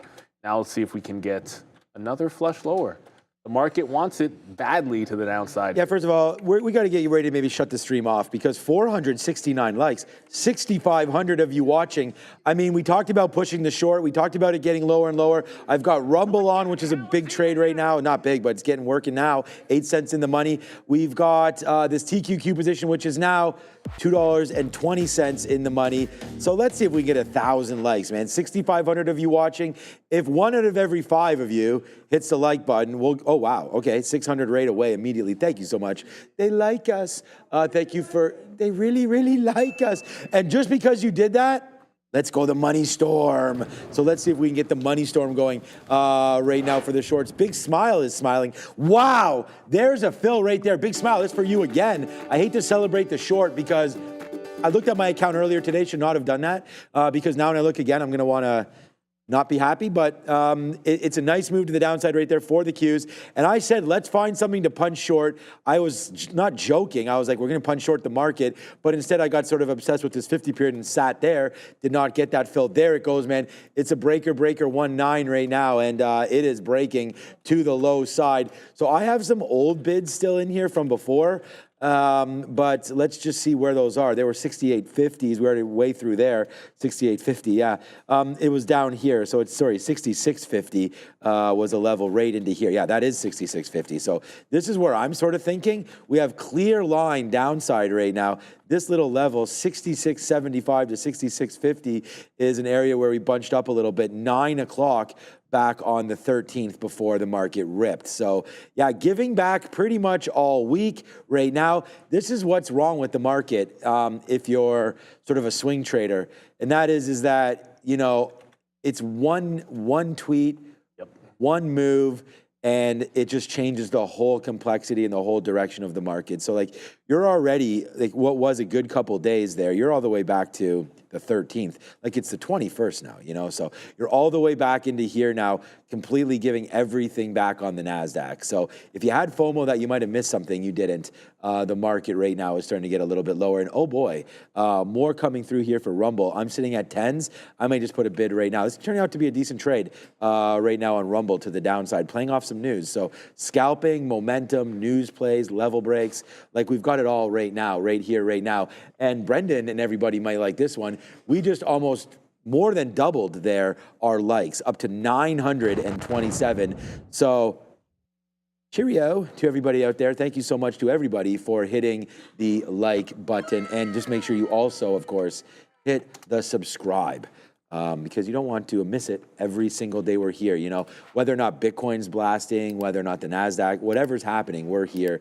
But we're not here on Monday. Nobody. You're not here on. I'm definitely. You're here all the way. You're here Friday. Oh yeah. We okay. leave Saturday. Right. So Neil's away next week, but we are not live on Monday. Yeah, it's we take Canadian holidays. We're here on Canadian holidays, but it's Memorial Day in the United States. Big weekend for movies. by the way. What's coming out this weekend? The biggest movie of the year, probably. Lilo Stitch is coming out. So I've already got tickets to that Saturday night. No, I knew Lilo that. and Stitch. If you have kids, that's what you go see. But what's bigger? What's the big? Is that the big movie, or is it something else? No, man. The biggest actor, the biggest movie, one of the biggest franchises of all time. What am I forgetting? Look, I don't go to the movies much. The last thing I saw It's was Mission Impossible. Oh, the last one's out this weekend? So it's out Okay, this yeah, weekend. that makes sense. Memorial so that's Day. gonna be big, man. Tom Cruise doing his ting there as well. That guy is just nuts, man. Jumping out of planes like for fun. That guy doing his own. So I want to see that. So I'll probably take the kids to see that at some point. But we've already got our Lilo and Stitch tickets. Yeah. You know what I mean? Right there. So we've already got that. We have to see it in 3D. There is no D-box for that. If we were going away, we'd go watch that. Yeah, Sure. my If we kid- weren't going, My daughter, she's never even watched Lilo and Stitch before, and she has one of those plush things. She hasn't seen the first one. No, she doesn't even know. I'm not even sure. Aaron loved the first one. Okay, well, maybe we'll have to watch it before we go. Personally, I didn't like it that much. Oh, really? Okay. Well, it's to each their own. Like, It just there's looks great. It's a real life show. It's not a cartoon. What? I thought it was. Oh, never mind. I thought this was gonna be another. AI. Okay. I'm mixed on the. And there's another one. I'm mixed on the live action stuff that used to be cartoons. I feel like most of it's better as a cartoon. We can't show movie ads, can we, on here? Probably not. Even though we're basically giving them advertising, I guess. But okay, it doesn't matter. Anyways, yeah, it's Go Disney, right? yeah, it's pretty cool. There's another movie out too. There's 3 of them. Which one? Final Destination. Okay, They're still making those? Yeah, I think it's number 9. Honestly, yeah, it's still killing it. Oh, okay. All right, well, here we go, man. Okay. Fabian Ramin. I think I stopped double before. dating this weekend, watching Final Destination. It should be fun. I have actually watched pretty much none of those. So yeah. Oh, Bax is probably. Which one? 13-year-old or 23-year-old? Both of them. Yeah, they're fine. I don't think it's more. So that's where everybody in the group, they know they're going to die or something, right? And they have to try to solve what's happening. Get over here, Chile. Death's plan. They're all supposed to die, but then one of them sees kind a of like glimpse God's of it. plan, but not. Yeah. Well, it's kind of. It's like somebody's like basically warning everybody. It's like, oh, I escaped death, right? Like it's like you were supposed to die, and then like you narrowly missed it, and then death is coming after you over like dumb little things, like a little like nail poking out of the ground, and then that's enough to like you just happen to fall on the right angle. And then my question is, will you be seeing that movie, or are you going to wait? Yeah, I love horror. I love horror movies like that. Oh, it's a horror kind of movie. Okay. The one that I really want to see is called Friendship with Tim Robinson and Paul Rudd, I want to say. Yeah, that one looks really funny. It's from a show called I Think You Should Leave. And on Netflix, it's really funny. It's very much a sketch show that's like cringe comedy. Oh, yeah? So if like you like cringe, yeah, I'm down with that. Yeah, it's hilarious. I recommend. I like the Chilean Nightmares taste. I like the taste. True. You better know your stuff. So now all of a sudden, if he ever gives a bad recommendation, it takes on a whole new meaning there. Yeah, Ramin also liking those choice of movies. So I think we got some good ones coming out. So thanks, guys, for all of that. Yeah, check out that's Movies with the Guys right there, potentially new segment. But yeah, that was fun to talk about that. And again, Memorial Day weekend, grab a hot dog, grab a baseball game, grab something, but make sure you do it with your loved ones. Have a lot of fun. And we do got to say another thing right now before I forget. We're going to say happy week off. Also, we talked about you, but Adara won't be here next week. So she's starting tomorrow. Yeah, starting tomorrow. Yeah, but and then I think into Thursday of next week. So. Yeah, she's going Thursday to Thursday. So yeah, Sateo, who's been running around. Who's back again. Yeah, she'll be filling in temporarily there for Adara. And yeah, so we're really happy to have that happening for us. And yeah, so join us. Nothing stopping, but Monday we are not here. So. I have one disappointment this afternoon because the shorts are all printing. Well, one disappointment is the market's going down. But and I'm going to call out Brendan. Brendan told me he said that they were going to be breaking through that wall in the afternoon. Well, I had that Kool-Aid joke earlier, But it was confirmation that it might happen this afternoon that we get a breakthrough on that wall. So if you see me keep looking back, camera got set up and everything. You do not need to look back. And there is no hole in the wall. Right, you will hear the hole happening in the wall. All I know is I want to put the hole in the wall, but nobody wants me to. That's all I'm saying. I want you to. What do you mean? You can go do it. Why not do it? Yes. No one actually said no. I'm just kind of trying to needle my way. Because I want to swing a sledgehammer. It's good fun. It's good exercise. Sometimes chopping wood is good exercise too, but I have no reason to chop wood. We don't even use our fireplace. So there. It would be a heck of a lot of fun to do it. And no, just Brad V, there were no explosives involved. What do we look like? Come on now. I mean, if Ramin's in charge, he'd blow this whole thing up, straight up. Just as one big boom. She wasn't here this morning when we had some fun. We had some, we did. Ramin, we already did that. Okay, cue the video of Ramin's sort of mental state here. All right, let's see what winds up happening with Studio 8. Yeah, we talked about it earlier. That's like you're in the demo mode right there. Everything is something blowing up or melting. Yeah, it is. As we get ready for Studio 8. So looks like we can. Are dying. There it is. Oh, what? We'll get it. Uh-oh, that was yeah. So I know what that just quickly. Oh, by the Palantir. Yeah, the Nasdaq is bouncing back a little bit there. We did have a nice move back up into $68 there temporarily, and then another fall back through for the Nasdaq. I'm still waiting for this 50-period moving average. It's 320, so I'm thinking I guess I better cancel my 68.75s right now. It's $1.20 away from where we are right now. I don't think we're going to be getting that fill, but hopefully a downside push here in the market. We're still short. We've got it, and we've got it good. We also took out a 14 there on Rumble, and now it's coming right back in. I'm still bidding 10s down here. I like to see low of the day on Rumble. I still did not reset my e-signal because I went on another tangent. So I'm going to reset my e-signal and get my scanners going. Remember we were talking about CPU usage and then this and that, and that led to something else. All right, so we're going to reset that and see if it gets going right now. But Brandon just told me tomorrow. Oh, on the sledgehammer move? No, that it's not going break yet. Yeah. Tomorrow, Perfect. So. Perfect. Tomorrow that wall, and I don't. The whole wall's not going down. I think it's just like a portion of it tomorrow, and then the rest of it later. So yeah. Okay. We'll hopefully get to have a little bit of fun. I have no idea if that's going to be true. In the chat, people are saying Palantir 120, but then I looked and it already.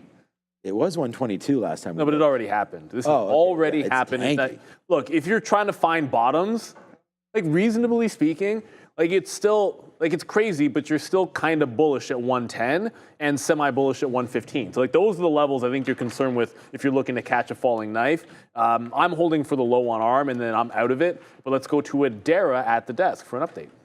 I just want to let you guys know here is our earnings and events calendar here for tomorrow, May 22nd on TTV Research. We have a couple pieces of economic data to watch out for, and we also have quite a few earnings. After the bell, we get Deckers Brands. That is by far the weakest ticker so far for S&P 500 in 2025.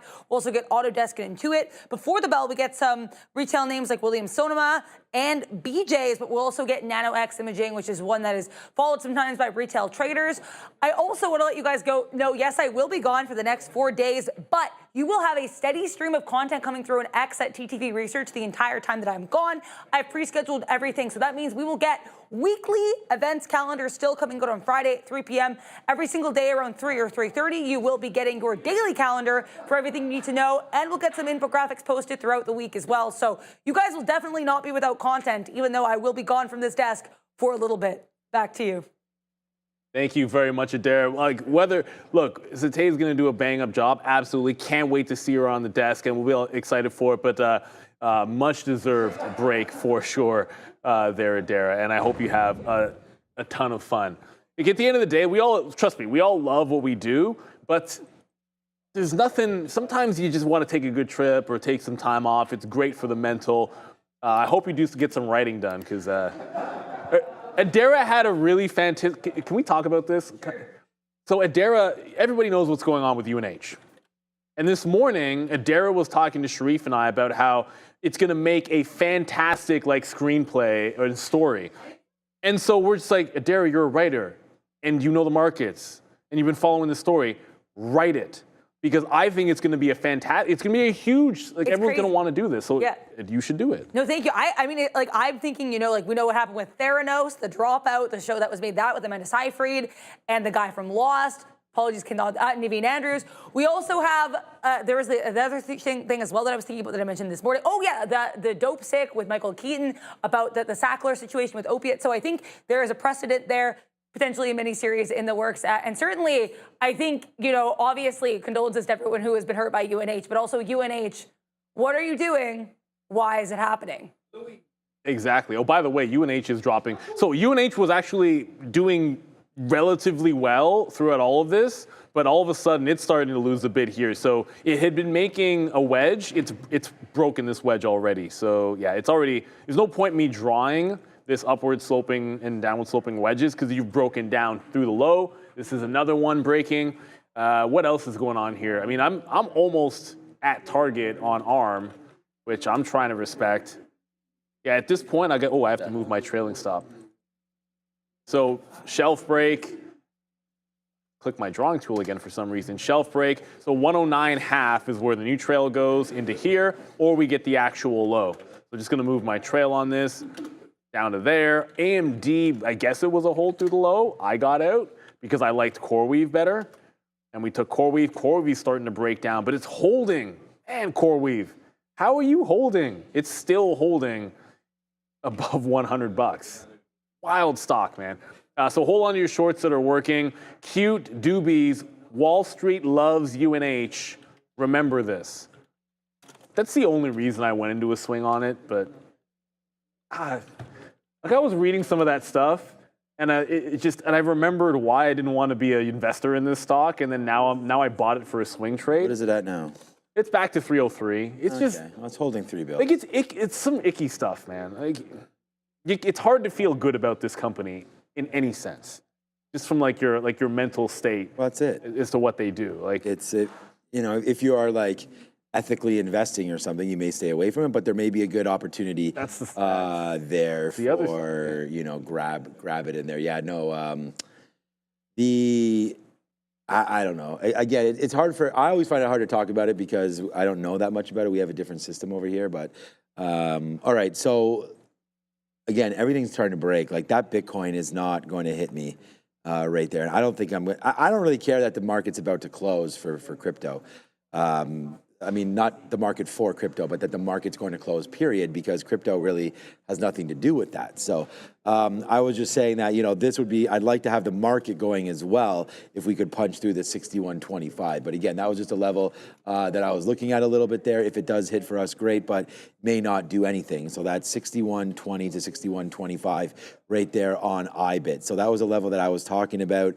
Actually, maybe we get going here. Like, look what the market's doing at lows, and we are really cruising, man. Now we're 250 in the money on this triple Qs trade. But yeah, Rumble also, we're sitting at 10. We didn't get that fill yet. Rumble's all the way at 10s right now. So you can guess what gateway I'm on. You would actually be wrong this time. Oh, actually, you know what? I'm going to cancel everything right here. See if we can get lower than 10. I was actually on Nasdaq there. So see what happens there? I canceled and then it went through. That's so stupid, this stock. All right, let's get something else out there if we can at 09s maybe. But all right, there's the move down. We just get another fill there as it comes in lower and lower and lower. NVIDIA, you guys are right about that one, man. That break of the day low happened as well. Look at NVIDIA, now down 3%. It seems a lot more dramatic than it is. We've seen NVIDIA down many more percentage points than this, but that's a dramatic one because of where we came from, man. We were at 137 today. Like, that sucks, man. You're playing options or anything like that, that's a big miss right there, getting a lot taken out. I mean, if you're short, that's great. You have puts or whatever, you're writing calls. But this has been a nice move to the downside there for NVIDIA coming through today. And this is really without any geopolitical nonsense going on. I mean, this is a China tariff kind of talk there. This is not a Ukraine-Russia thing. This is not Canada. This is not like announcement of a deal or anything like that. This is just a nice move down there in the chip space for sure. I mean, we talked about AMD being stronger than NVIDIA at one point today. Has that stayed true or not? Hold on a second. I just want to see. AMD, yeah, so AMD is still stronger there. Are we still going to go long, man? 111. Watch out for some 111s coming through right now on AMD, maybe potentially for a downside play. Ooh, we did not get our Rumble at 09 there. That sucks. All right, we pulled our 10s. Does not fill 9s. So, okay, I'll just go to show you some sparse liquidity maybe here on Rumble. I can't even get filled off that bid. Google was another strong name that we looked at. I mean, you're on CoreWeave, probably the strongest of the strong. I can't believe it's bouncing again. Yeah, Google as well, hovering around this. If there's ever going to be a bounce in the market, like right here at 168, 168.50, where we tried before, this could be a spot, right? Google come down $5 from the highs. That's a play, I would think. CoreWeave just bounced $2 in one candle when it broke trend. This stock is stupid. Like, why? Yeah. Why? It's like, why does it keep bouncing like this? Why, CoreWeave? It's silly. It goes right into support, and then it's breaking right back out. So, like, there it is. Local, yokel, good question. What do you think the odds are of offering on CoreWeave this weekend? I don't know, because I don't know if they can just. Good. I mean, if they can, why wouldn't they? Like, if they could raise money instantaneously on this move, why would they not? Remember, they're spending 20 to 23 billion on capex when revenues were a bill. Right. So of course they want to raise more money.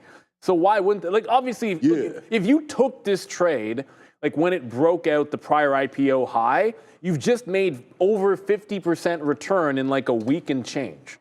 Like, who wouldn't be taking some profit up here? Apparently the answer is nobody. But yeah, I don't think I want to short this again. Let's just let's get away with it a couple times today and not try to tempt fate.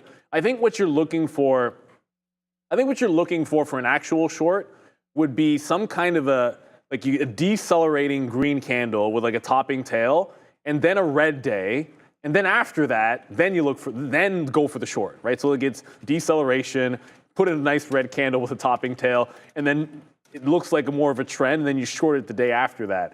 So like 2 or 3 days after it makes a top is probably the time that it's safe to take a shot at this on a longer term, because it's an absolute beast. This core 330 already. Oops. Usually I've done this by now. GNL. Just looking at the imbalance locator. That's not even there anymore. What's going on here? So GNL, that's a penny stock. BAC's 3 million to sell. Nordstrom's deal has closed and it's not even listed anymore. How can it be an imbalance sell? Nordstrom's was a great trade yesterday at the close. If you took it, and then CNQ, 2 million, nothing big yet. Enbridge, that's kind of always there. Wolf, 9 million, but then that stock is, I don't know, it's over $1 now, I guess. But what is it looking? 120, 126. Halting. Yeah, it's got a bunch of halts today, but it's calmed down a little bit here. So yeah, Wolf, 60%. If that gets a bigger as an imbalance, like millions and millions, then you look at Wolf speed. But it's done 250 million shares today. So unless that imbalance on Wolf goes from like 900,000 to like 5 million, 10 million, then it's pretty insignificant. All right, so I did get the trail out there on ARM. It goes right into the low, or at least kind of into the low. Not the low in the pre-market, but the opening range low. Move the stop when it keeps on going lower. So we're out of it, the 129. So I don't think I'm going to retrade CoreWeave. That's almost 100%, because now it's right back in the upward trend, and you don't chase that kind of a long. So far, so good this afternoon, man. Like a couple of short trades on there. AMD, CoreWeave, and ARM all worked. Now it seems like we're catching a bit of a bid. So I'll wait till either we get some, maybe a reload on AMD would make sense. I'd feel better like AMD at the prior low. That would make sense to me, because that's the one I got out of. So getting back in at that price on any kind of a push back up makes sense to me. Yeah, I'm just thinking that I might actually get into this IBIT trade. I mean, what a move back for Bitcoin, 107.5 right now. So, talking about some strength v weakness in this market, I mean, it looks like we're pretty strong right here in Bitcoin. IBIT up on the day, the Nasdaq getting pumped there on that 20-year auction. So let's just wait to see then what winds up happening now, because IBIT could take that level out and then blast through. It is a 200-period moving average, so I'm a little bit nervous about that. But whatever, it's at the same level. So if we take it, we should be able to get back to the upside. I mean, look at it bouncing off the 200-period moving average right here. That was nice, right? Down to $60.50 or so. Bitcoin right now, I don't think it's going to go out at the highs by the time 4 o'clock hits, but maybe we can get some love back to the upside. So I'm going to take that. I'm taking the break, man. It's already, the order's in. I don't want to change my mind. So we'll see. We'll take it, and then I was debating like this high right there is 61.12, maybe a pushback into 61. That 50-period moving average I like to use as well. We've talked about that. So that's $60.90. So yeah, we'll take enough risk here that if this does fall back in 30 cents against us or so, we're able to handle that kind of a hit. So that's always what I'm thinking about here as the market continues to trade and we still have positions, and it's 333. So the imbalances will come out at 350, and I don't think an IBIT imbalance, we've never really seen that be too outsized, so I'm not too worried about that. The Nasdaq is trying to find a base and bouncing back up, and we just took some more outs right there. We just took another out at 68. I now have less than probably 2 or 3% left of this trade, and this might be a trade right now also. The Nasdaq trying to break back above right now. Like everything is kind of lining up here for a break. back in, right? But if we're still thinking short, this is a good area to reload the short right now. We wanted the 50-period moving average back here. We didn't get it. And there it's coming into play right now again. So look, you never get shorts when you're playing against it if it's working for you. I mean, it has to go up and hit these levels, right? So right now it's hitting it. So I feel like that's worth it. Maybe not too long, man. 68, like, can we hold this until 68.50 or so?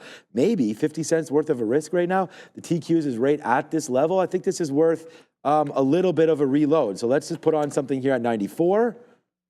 There it is. So we'll take a little bit more. You see my average price changing right now. We'll take some at 94. Not completely convinced that this is the trade that we want, but we'll try it a little bit here, giving it a little bit of space. Remember, the market is violent, so we don't necessarily want to stop out for 10 cents worth of risk here on the TQQs. Not when we're making this kind of money, right? We got to put some risk back in it. Risk it to the biscuit. Risk it for the risk. I knew there was a biscuit in there somehow. I just couldn't figure out where it was. Oh, I'd go for 60. Yeah, nice little cornbread biscuit there would be really nice there. Yes. All right, 68.50. So engage is what we're looking at right there, 68.50. So if that comes up, we'll average it in a little bit. I don't want to get too carried away, right? If it breaks this line, then that's probably pretty good. 68.25, an average in on that one. And we're putting in maybe 1 unit when this was like a 5-unit trade. So about 20% we'll put back in right now. We'll see if we can get that. So 68.25. We'll sit there for our last, and then hopefully we'll have 2 units by that time. So right now, about just less than 1 unit we have on right now. So hopefully it turns around. That's a good short. We just took 10 cents on it. We didn't take it out, but it's a 10-cent trade right now. Rumble still, oh, did I get those 09s? Yes, I did right there. So yes, sir, that's going to be a good trade. This is a slow developing trade, you know, but it'll still be a top trade. Not a top trade, but we had 2 units there. So it's a nice move to the downside right now for Rumble. So that's doing well. Netflix right now, when Neil already talked about that, that's, you know, probably a little bit stronger to go short on. We might not want that right there. So there's Netflix right now, 11.88 is the bottom. See, that's also at yield, 50 period. Okay, man, we're going to throw to Neil in a second, but there it is. There's a new position in my blotter right now. IBIT, taking that top, we're long at 27s.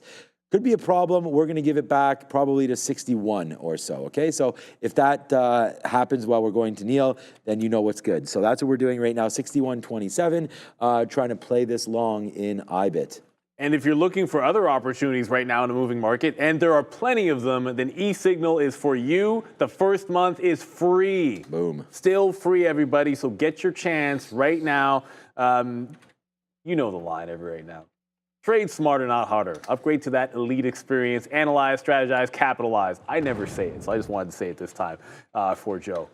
But what it's about, everybody, is a highly customizable platform with a wealth of indicators and tools so that you can optimize your trading. So that you can find strategies that work, back test them, or just find strategies in general, back test them, which indicators you like, dislike, refine your trading plan. Tick replay gives the opportunity to maybe look at the execution factor in a key moment in the market, go back and look at how you executed versus the book, and they can be great in refining your trades.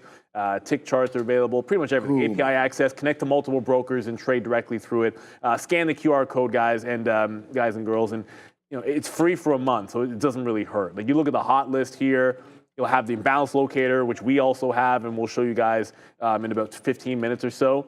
But like all the usual names out there, then you can see like QBTS is moving. Wolf is up there, SMCI. I haven't looked at SMCI, so that's the kind of thing that can give you a reason to look maybe elsewhere. Like I have not really paid attention to SMCI. I mean, a lot of things are popping off the bottom. Its trend is exactly the same as any other chip name, but you see it accelerating off the low. I'm going to be over at AMD because it's starting to come back into this 112 level, everybody. All right, there it is, man. Thank you, Crypto Millionaire, in the chat. I really do appreciate that one. He goes, dang, Shang, you're good. And we'll see. But there's the break right there. I'm already out of a third of this trade for a huge, it's not a huge move, but it's a huge move P&L-wise right there. As here we go, again, back up to the upside on IBIT. We talked about break, man. We waited for that all afternoon. So it's worthy of So that's good, man. I mean, look, when trades we talk about, I break them down and they start to work. Yeah, I'm just celebrating, obviously, for myself because I have it, but for all of you out there as well, because hopefully you're able to see what I was talking about there. We took the trade, and it was a good one, man. I took it with probably about 3 units or so. So nice move to the upside right there. As quick as you like, IBIT right there putting damage back on. So that's a great trade. And like I said, man, we always get out a little bit too early, but that's 30 cents right there on IBIT. So no matter what kind of share size you're using, there it is, man. Good move upside there for IBIT. We pick our poison, and that's exactly what we choose today. IBIT, nice move there, back to the upside as we celebrate what was a great day for Bitcoin trading, man. 108,244. Go right now. Neil, we were red there on IBIT, and now there it is, man. Because we took shares. Well, it doesn't matter. We weren't red that much. But there it is, man. Now nicely back into the money. And just on this trade alone, IBIT just shoots up the board. So we'll wait to see what happens now. But that was a good trade. We just got some more out at 60. Let's see if this market does want to go. We also talked about the Nasdaq. So let's not try to get too much credit here because this was a risky trade, and we're only going to have 1 unit at the end of the day. I'm not even averaging into this anymore whatsoever. So if it comes back in, great for us. My out is 68.50s. So right now we're short at 68.30s. We're short right near. So if it goes against us, it's 25 cents. We'd like to get 25 cents worth of a win, as here it comes right back in again. So yeah, man, so far so good. A couple good reloads here. Let me put a bid at like 68.10 just because that would be nice if we get that. And then we'll go down again near 68 again, and we'll put another bid. So here it comes right back in as the TQs, and there it goes right back up as IBIT right now back to $62. Yes, sir, man. That is cooking it up, man. The chef is right now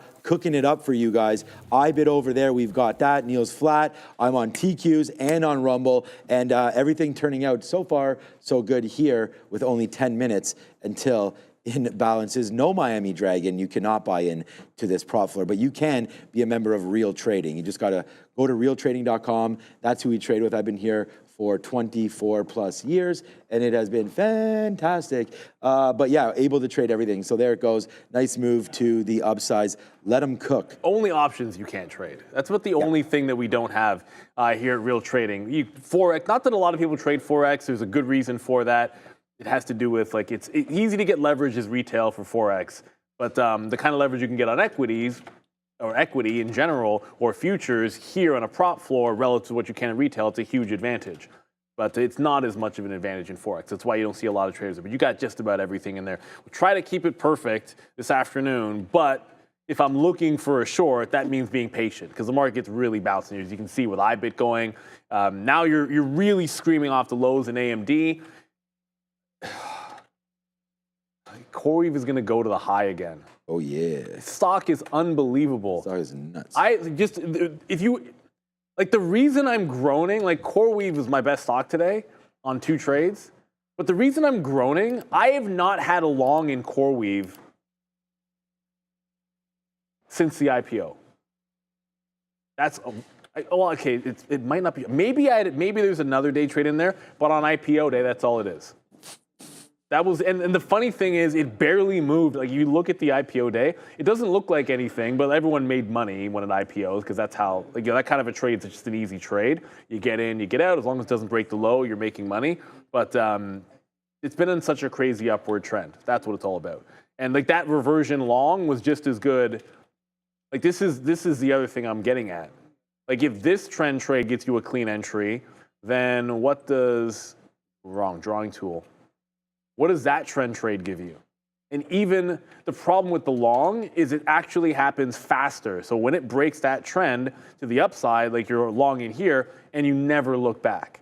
Like, it's slower to go down, but when it breaks the trend back up, it's just unbelievable. Like, it's that kind of a trade. This one, I don't know how you could have done with this.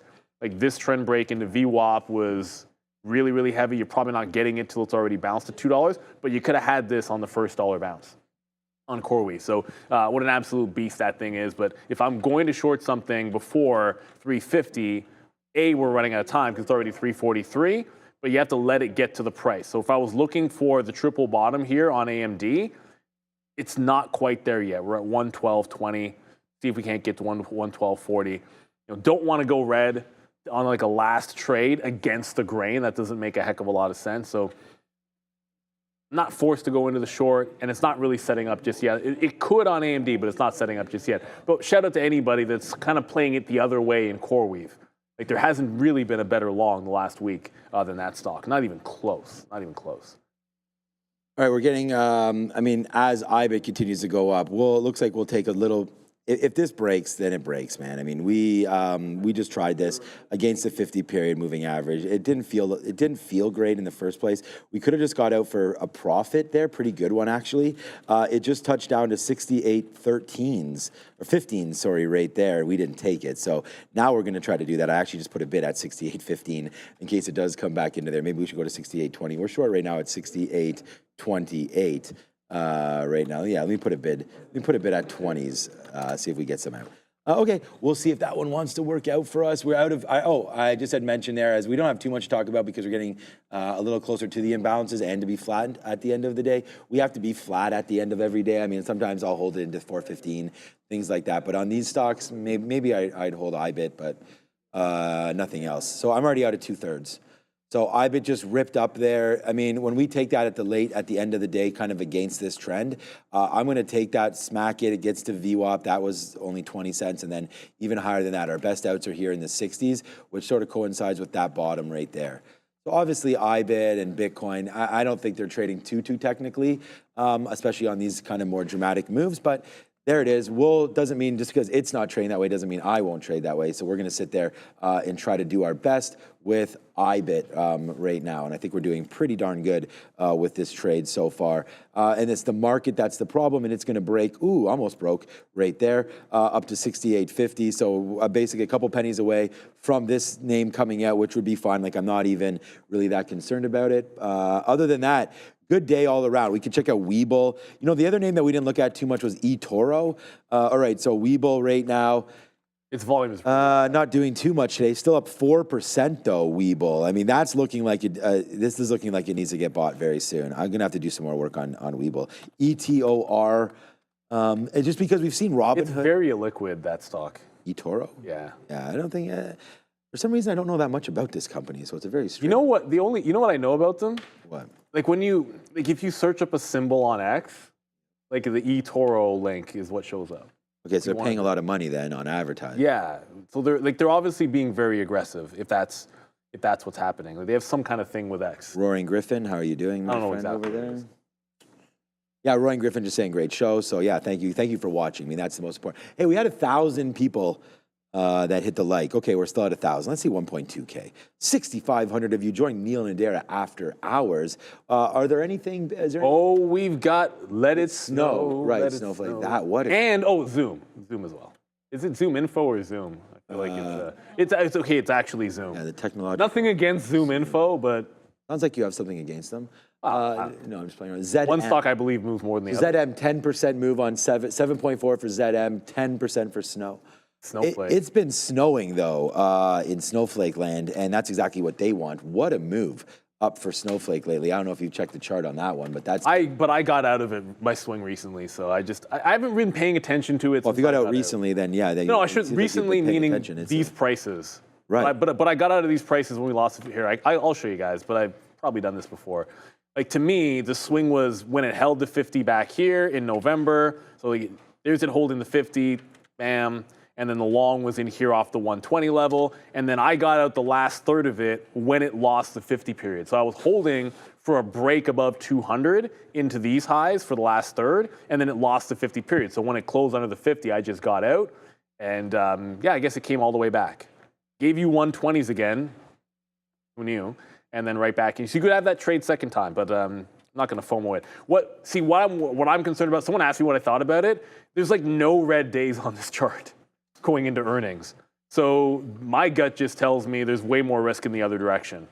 Like I don't feel good about that one tonight at all because like a slightest hiccup and I feel like they're gonna punish them the living you know what out of it. Okay, so I saw my reason. I waited for it to fill in the gap on AMD, saw it hold one high. I'm stopping out above here. My stop is in, so I cannot see it go past. Should be like 46 or something like that. So if we break that out, I'm going to jump out. I do not want to give too much back there at all. I just heard it, but I didn't see it. There it is. Dinkelberg is back. He probably didn't go anywhere. Shout out to the OGs. Stop is there. Double check. I'm going to move it down a cent. Because it was at 150, but I wanted it to be here, which is 112.48. And it was at the even dollar, but like that's 112.48. Shout out to the OGs. I've learned so much from you guys. Went from a loser retail trader to a licensed, accredited investor making money every month. That's what I love to see. Congratulations and bang, whatever it is. Everybody's just here to learn at the end of the day, because that's how you get better at anything in life, realistically, and you got to take your lumps to do it. Anytime someone comes on the trading floor and gets dejected in the first week, I tell them when I was a trainee, like my first, I think I overstate this, but I feel like it was my first 7 days were red when I went live. Granted, back then the simulator was, you spent like 1 day in the simulator because it wasn't a good simulator. Now we have a really good simulator. You spend a lot more time in it as a trader. But for me, I didn't spend too much time in it. So there goes AMD. I'll slap the fail on that trade. But we got to the level we wanted. Didn't try to short it down here. I wanted to take one shot at a curl and give it to that local high. But I'm not going to fight this one too hard. It's down 350 as well, right? Like I don't like holding past these bounces. Came out. NVIDIA. Oh, there's NVIDIA. Yeah, buy 1.9 million. Is that it? Look at IBIT. Intel's a sell. I guess no one cares about Intel. I don't. Nobody does. Wolf is 1.3 million to buy. That's not very big. It's done 250 million shares today. And I am scrolling. Is it really just NVIDIA? I guess so. The market is 711 million to buy. That's not very big. And NVIDIA is the only big name on there. So kind of a nothing burger for the big caps, although they did all just tick up now. So I think that's probably the reason why we got out of AMD. Short, if it comes out of sell imbalance then you probably get the advantage of it playing back into the low, but it doesn't. So now you're going higher. Tesla, I didn't see an imbalance on Tesla at all, and Tesla is not really moving. All right. Yeah, it was good for your boy. That is for sure. Look what IBIT's doing right now. Again, the banger. Got filled again on that top side right there. Very, very good looking trade there on IBIT. Breaking through the 200 period moving average. Exactly what we wanted to see happen. We picked the right stock. We picked the right moment. We did it right there on IBIT. So props up to everybody that was looking at that with me as well. And congratulations to anybody that has that trade. I mean, that's a good trade, right? So good job there on IBIT. Our TQs. It's actually funny, like before that just came out, like around 40, what time is this, 45, 46, we actually get a 21 fill and then a 15 fill when we were short 28s, but then we got blasted out there, got 50 exactly on the move out there as I didn't even realize the time because I was looking at my other trades. But here we go. Now I'm going to actually have to get rid of the broker side of this so we can clear that just to see what is going there. Neil just talked about this as well. TLT, we saw the 20-year bond go through today, which sort of started everything to the downside. TLT just down 1.7% and not doing a whole heck of a lot. Not much else on there. I didn't even have a chance to check on oil. I know Randy. Wow. All right. IBIT is just like a dream right now. A great trade there back on IBIT, man. Putting it right back in there. It'll be IBIT, NVIDIA, and the TQs are the big ones there today for trade. So what a move there for IBIT near the end of the day. I feel like this is a picture perfect. We talked about it. We waited for it. I was questioning it when it's down here. But then when it got going, it sure got going right there. Breaking that level, breaking that. Shout out to Crypto Millionaire and everybody there in the chat as well that were supporting some of those plays. Just a quick look to see what's going on in the crypto space overall. Ethereum, yet to be pretty disappointed, I think, if you're trading Ethereum. It's relatively flat today, which is okay, I guess. It's had a big move, but over the last 7 days, you're still down on it. We bought XRP at 230, so it's still okay for us. Right now, we averaged into our position. We bought it first at, well, we've had it for a while and we sold it, but we bought it again at $2. You guys remember me talking about that? Then I bought more at 230, so we'll see where that goes. Solana, again, not a great week, right? Cardano's still only 75 cents, so I feel like it is a Bitcoin story over 100. That's even late. 108 right now, 400. So good trading there on BTC, good trading on the futures today. Futures, BTC, Rumble, NVIDIA, all positive names. One red name would be Google. So not bad, 5-1, 4-1 today. But we got to throw it back over to Neil.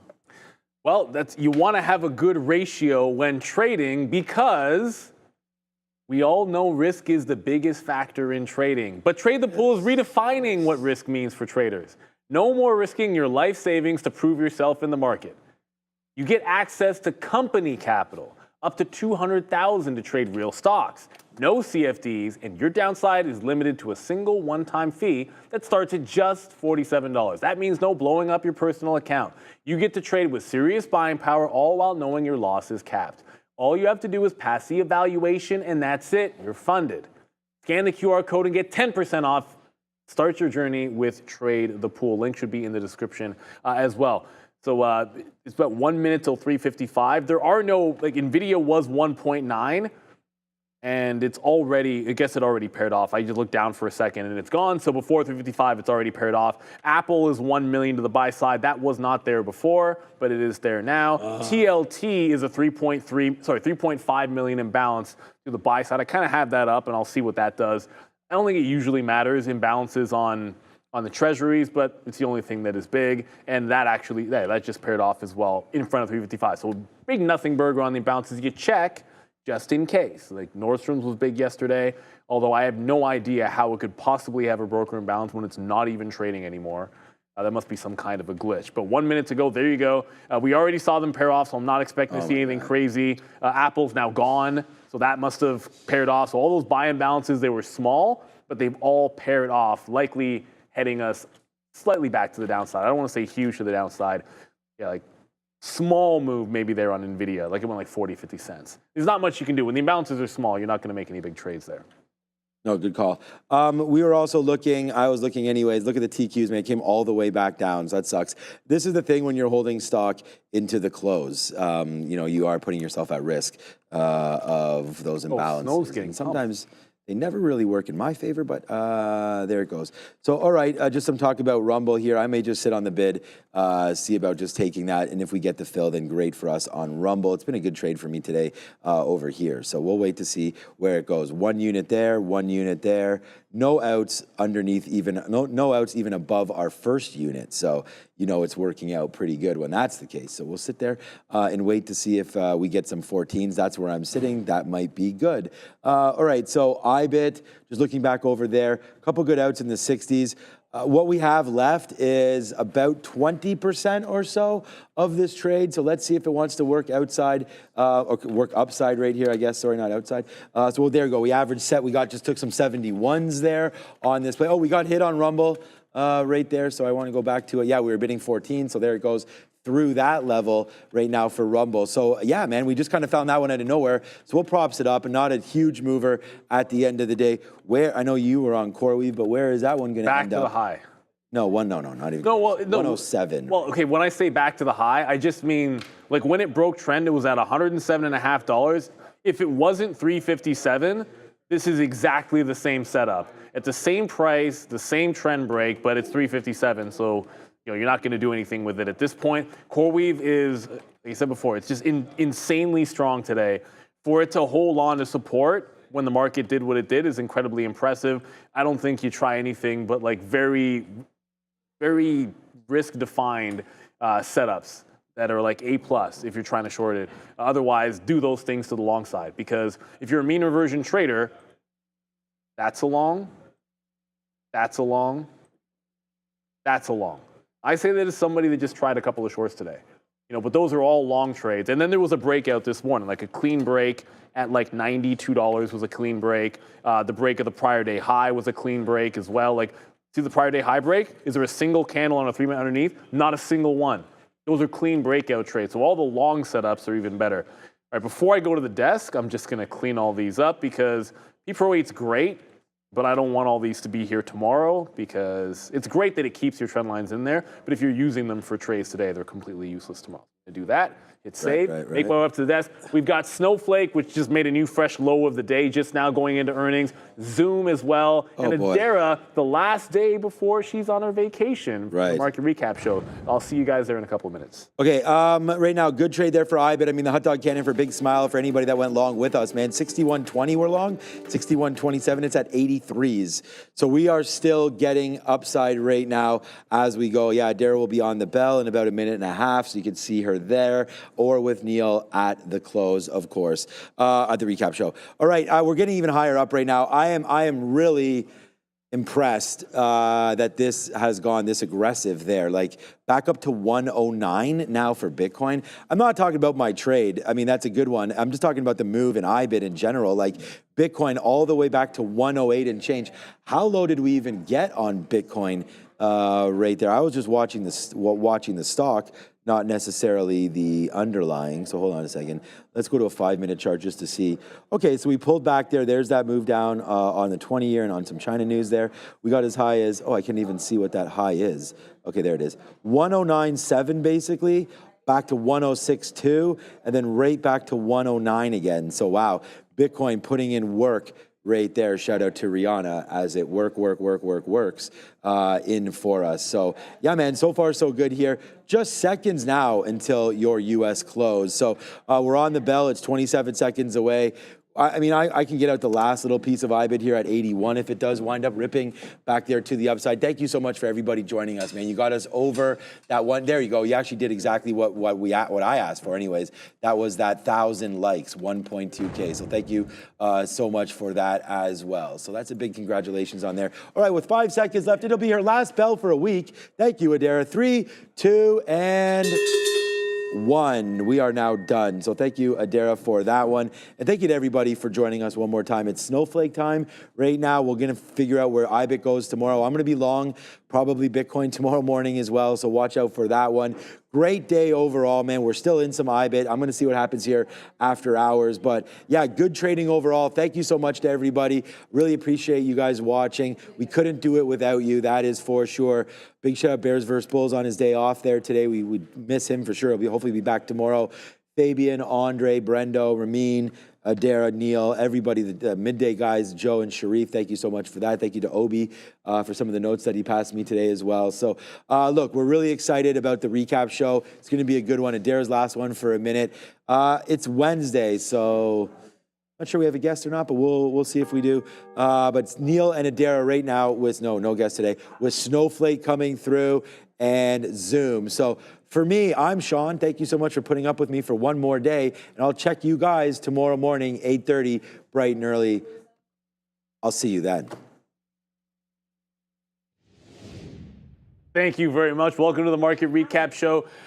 Joined by Adara, going on vacation and much deserved for a week starting tomorrow. We'll look forward to Satya jumping on the desk, filling in for some big shoes there, Adara. We have a couple of earnings names to get to. Yes. Snowflake at 405, at least that's what we're expecting it to be at 405. They had a bad day, but I mean, let's be real, a lot of things had a bad day as you're at the low of the day there. We have Zoom as well at 405. Expected move on Snowflake is 10%. On Zoom, it is 7.5%. But the real story was like triple barrel action of news in the afternoon. It started out not that bad. Well, it was bad for Apple because Apple got hit because Johnny Ive was going to OpenAI, and the whole idea is get people off of screens. So Apple starts dropping. Then we had some bad news in the chip space that had NVIDIA started to go under pressure. But the bigger story was the bond auction. The 20-year bond auction was a huge curl. It was at 1 o'clock or just after 1 o'clock. And if you look at any stock, there is before and after that auction.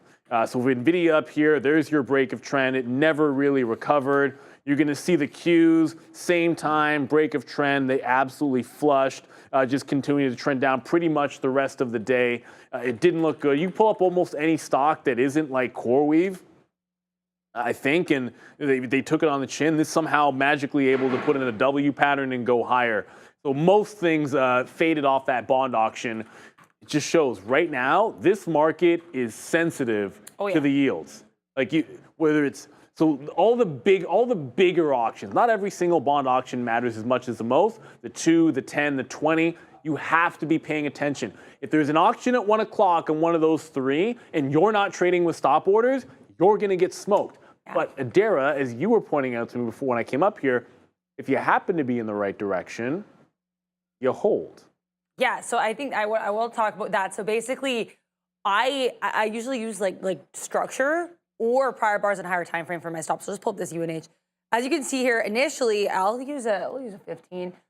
So initially here, the concept for this UNH, I know we're above VWAP, higher highs, higher lows, but I liked that we broke below this low, so I got in, put the stop here at this recent level of support resistance. So I'm just below 310. I get sniped out and it drops. I'm like, that's okay, it's fine. Then we start consolidating your VWAP. And I get in and I was risking to, I don't remember exactly what it was. It was somewhere around here. But either way, so I hold, the market drops. I take out a piece. I was going to take out a piece here anyway, given that previous support resistance. I'm going to zoom in if I can.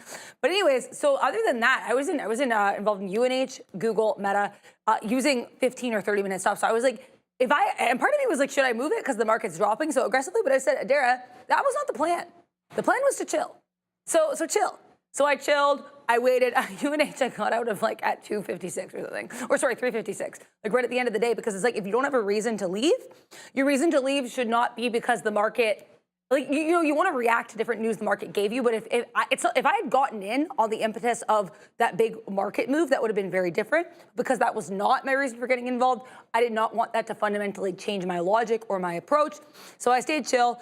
Yeah, I think like being ready with your stops and not moving your stops, either like being like, oh, no stop loss, gang, or tightening them unnecessarily. I think neither of those is really a great solution. So yeah, that's my take on that. This is really the first time I've dealt with a situation where it's been that aggressive, and I've been on the right side of the move. But excited to learn more when I come back. Oh, Snowflake must be out. Great, and we're gonna get Snowflake, and I'm gonna stop right in here. We're gonna get Snowflake, and we're gonna get our friend at Zoom. Oh, what a rinse, Snowflake! What a rinse! They just rinsed down to 175 and then right back up to 185. So initial move back through 180, and then upside on Snowflake. Somebody just got trapped in a bit of a short trade, and it's not looking good because they would have sold it initially, and now up $10 from the lows is Snowflake. It's gone green. It's continuing to go higher, 187, now 188 here on Snowflake. Zoom is also out. We'll get to the numbers as they're also headed to the upside. Not as big as Snowflake, but also headed to the upside Zoom as numbers are out. So let's just do Snowflake first because it's Snowflake. So revenue, okay, let me see here. I'm gonna have to sort through it. I love when people do their numbers in a confusing way. Product revenue, I'm not sure if this is their like actual revenue, but it's close here. Okay, so revenue for the quarter, 1 billion. We were expecting 1 billion. That is in line with the analyst estimates. It's also up 26% year over year. Product revenue, just shy of 1 billion, also up 26% year over year. Net revenue retention rate of 124%. So yeah, this is pretty solid here. I'm trying to find EPS. They're just talking about their global customers. Okay, here is their summary of their results. So again, product revenue 26% year over year. Gross profit here, let me see the compare. So yeah, this is, okay, I think there's an issue. Oh yeah, non-GAAP, GAAP. I'm not seeing compared here on a year over year basis, so it's a little bit harder to tell. Other than the fact that, this is a crazy beat here or not beat, but it was crazy in line here with earnings and crazy move to the upside. Growth here on a year-over-year basis. So yeah, 1.04 billion here for sales versus 1.01 expected. So yeah, slightly higher than the report actually said, but maybe adjusted. I don't know. Q1 EPS 24 cents versus 21 cents expected. And when I said huge move, I really did mean here on a year-over-year basis, right? When under 26% growth, that's crazy. 26% growth, and then the net revenue retention is casually up a whole 124% year over year. I have Zoom too. Yeah, Zoom is beaten. Better beat on EPS, but Zoom's it looks like they're going to be in line. But Zoom maybe not as crazy to the upside, but it's now breaking the highs. You just saw 190 get taken out there on Snowflake as it goes higher. 85 just proved a little bit of resistance on Zoom. Zoom on the daily chart, just for everybody. 85 is a big level on Zoom. It's local high, go all the way back into February, and this one was rejecting that 85 pretty heavily. So it's got to hold buyers above 85. Unable to do so temporarily here for Zoom. That's a tremendous breakout play tomorrow if it can get above that price, but it's got to do some work today to get over it here, Dara. Yeah, I'm just putting the Snowflake numbers here in the chat so you guys can see it. I have Zoom and I also have Zoom's guidance, so I'll start with their numbers. They, as you mentioned here, in line for sales, $1.17 billion here in line with estimates. They did have a nice little beat here in EPS adjusted anyway, $1.43 versus $1.31 expected. So nice little EPS beat. Now let's talk about their guidance because they actually raised their fiscal 2026 guidance here for our friends at Zoom Communications from a range between $5.43 to $5.37, up all the way to $5.56 to $5.59. Their new guide, well above estimates of $5.41. Now let's talk about their fiscal 2026 sales guidance. So they've raised that here to a range between $4.8 billion and $4.81 billion. Just beating estimates of $4.79 billion. This EPS guidance increase, though, Neil, for the fiscal year is pretty good. They have their Q2 guidance, too, so we'll look at that as well. They're guiding Q2 adjusted EPS between $1.36 to $1.37, above estimates of $1.35. They're guiding sales for Q2 between $1.195 billion and $1.2 billion, above estimates of $1.19 billion. So to recap, raise here for their guidance across the board for fiscal 2026. Yeah, I believe they're 2026 is there. And then here is their Q2 guidance also above estimates. So good luck here for Zoom. Good old beat and raise except for their earnings, their sales, sorry, which were in line. Snowflake I'm not seeing guidance for yet, but I'm keeping my eyes out. And we will watch, apparently, we have MELI, Mercado Libre, announcing a new CEO by the name of Ariel Zarfstein. I'm probably pronouncing that wrong. I apologize. This is also like a $2,000 ticker, so. Yeah, I mean, they refuse to, they just never split, man. At some point, Mercado Libre is going to split, and it'll be like, wow, people can actually trade this thing, but by then, no one's going to care. Waiting on this to do it forever. I think Snowflake in here, I'd love to see that guidance, but we haven't seen a guide from them. It is at that big resistance at the 190. We just talked about 85 on Zoom. We'll get back to that in a quick little second because it's trying to chew through it. But Snowflake, it doesn't seem to want to punch through. This is where it could not get through on the last test of 120, breaking up how I know I was in it when it failed that level. Wasn't able to get anything better than the 190. So I think a breakout from here has got a lot of room to the upside. It's not a huge short flow type of name, but it also gives you that AI euphoria bounce play as well. But resistance is holding on Snowflake, so there's still a chance that you could dip back into some prior highs. Zoom, I love the guide on Zoom. That's huge. But if it can't, like if you're going to have that big guide and you still don't hold above $85, seems a bit curious to me. Like it broke out. It didn't break 85 till we got the guidance number, and now it's not holding that 85 level. So that seems a little sus, as my daughter would tell me, because she's always late to these things when you're in grade 2, which is fine. She's young. But you can't hold on to this big level. There's always the fact that it's aftermarket trading. Real thing happens tomorrow morning when you get to see some real money come into it. But it would be more encouraging of that, what I think is fantastic guidance, and I know you do too, Adara, if we could hold on to that 85 level, still pulling back, maybe a consolidation, and you can settle a little bit higher here. But unfortunately, not too crazy there. There was news on Lumen. Yep. Yeah, Lumen Technologies is flying a bit here. They're announcing the sale of consumer fiber to the home business to AT&T for a total consideration of $5.75 billion in cash. Now, to contextualize this, what I always like to do in these situations is consider what is the size of Lumen's market cap. That's the one thing Brennan always taught me. Like you can kind of conceptualize how big deals are by what's the market cap of the company. Lumen's market cap, according to Trade Ideas, is $4.73 billion. So this deal is larger than the company's market cap. That immediately makes it significant. Their short float 7.12%. So that is not insignificant either. I apologize for the speed of my speech, guys. I just get very excited by these markets, and I talk very quickly as it is. Let's take a look at AT&T, though, with regards to that. AT&T does not care. It is just chilling. But Lumen making that nice push to the upside. That's the only real earnings we're looking for here, Snowflake. And Zoom, I realize, due to the speed of things, I always put the earnings in the chat as well. So if you miss them out loud, I do apologize. And you can check the chat because I have them in there. A thing to keep in mind with Lumen as well, they make there's $13 billion in revenue, right? And the market cap is $5. So it's something and they're losing money. So like, yes, that's a big portion of it, but it's not always as simple as that, because it's a company that brings in a lot of revenue, but is not doing anything with that revenue for a long time productively. So I think that's part of the reason. But look, from the bullish standpoint, it's a great move. And it's not just that it's 7% short float. 7 days to cover, it tells you that the unwind of that relatively small short float can be a bit of trouble. Like, it's a leaned on stock to the downside. And when that breaks out levels, you got to pay attention to it. It has not broken out on the daily yet. That'll happen at about 475 to 480 on LUMN. I just saw a couple of names in the chat people mentioned. I'm going to look this one up. I haven't seen anything on... Oh, they have earnings. On Urban Outfitters? Yep, okay, good. Because I didn't see the numbers on Urban Outfitters yet, but clearly you could see it moving here. We just showed you Lumen 7% short float. Urban Outfitters, 15%. Retailers can squeeze because they've all been heavily shorted recently. Yes, sir, guys. I didn't have this one on my list, but I will pull it up here for you guys. It was a nice little double beat. Yeah, just over 15% short flow for Urban Outfitters. I actually really like the store. It's a good time. They have good Black Friday sales. But their Q1 EPS here, certainly not on discount. This is a great look here, $1.16 per share versus estimates of 82 cents. Sales, $1.33 billion above estimates of $1.28 billion. I'm not seeing anything else here with regards to guidance or anything, but just keep an eye here on URBN. Also, I mentioned this stock to Neil because Snowflake has earnings and we had PanW earnings last night. I want to talk about CrowdStrike for a bit. So CrowdStrike was on my radar initially. Like, I looked at it pre-market briefly because PanW reported, and this is my preferred play in cybersecurity because of the fact that it is very spready and I like how it moves. So I looked at this. I remember Kunal Desai, shout out to Kunal Desai on X. He was also on one of our podcasts when we had the podcast. But anyways, he shouted this one out. It's around 450. I was looking at it. I like that 450 false break.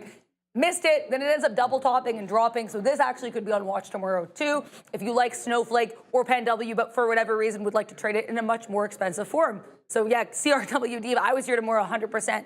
That would be at the top of my watch list. But for my spready ticker traders in the chat, I think there might be some of you. CrowdStrike could certainly be in watch. If you look at that daily chart, it's having a really hard time staying above that 450 level in a way that is salient. I'm not seeing any other news here on X as of right now. Yeah, and just one note here. The CrowdStrike, I saw this in the chat. I feel the same way. Smoky Love in the chat. I love Crowd and PanW equally. It's tough to choose. Yep. I have found, look, I'm in the same boat, except I liked PanW more, and then ended up owning more CrowdStrike. And it's like the moment I decided to trim CrowdStrike to get more PanW, CrowdStrike got relatively strong compared to PanW. I think the answer is I'm just going to get myself to 50-50, and then that's me in cybersecurity in my long term. I'm just going to decide not to decide and be 50-50 in the two of them. I think it makes, to me, it makes sense because I can't decide either. Crypto FOMO just said Crowd or PanW. Well, you just heard my answer, just 50-50. But we have to acknowledge something. When I was saying when we talked about Lumen and its short float and the shorts leaning on it, trending down, Urban Outfitters is the opposite of that.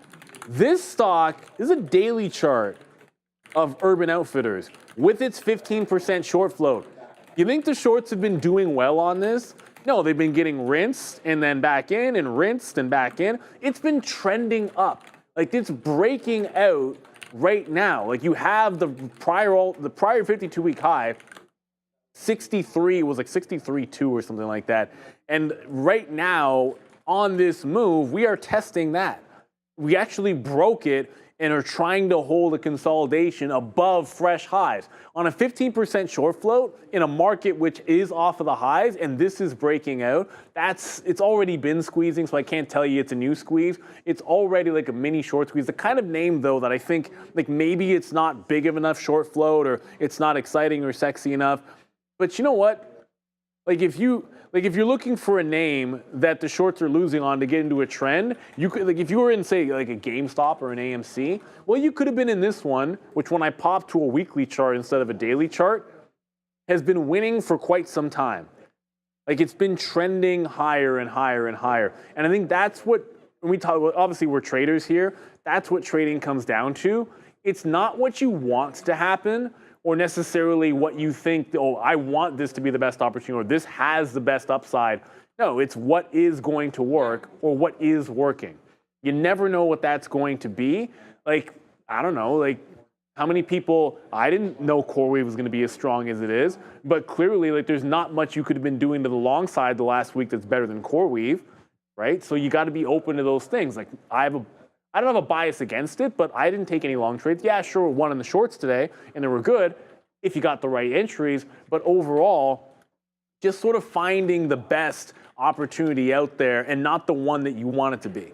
Like I could want ARM to be better than CoreWeave because I own ARM and don't own CoreWeave, but right now there is nothing doing what CoreWeave is doing. And I just want to come to this chart for a second because one thing that you do on days like today, Adara, when you get that 20-year bond auction, also the news with regards to chip curbs, we get that afternoon where everything bleeds off.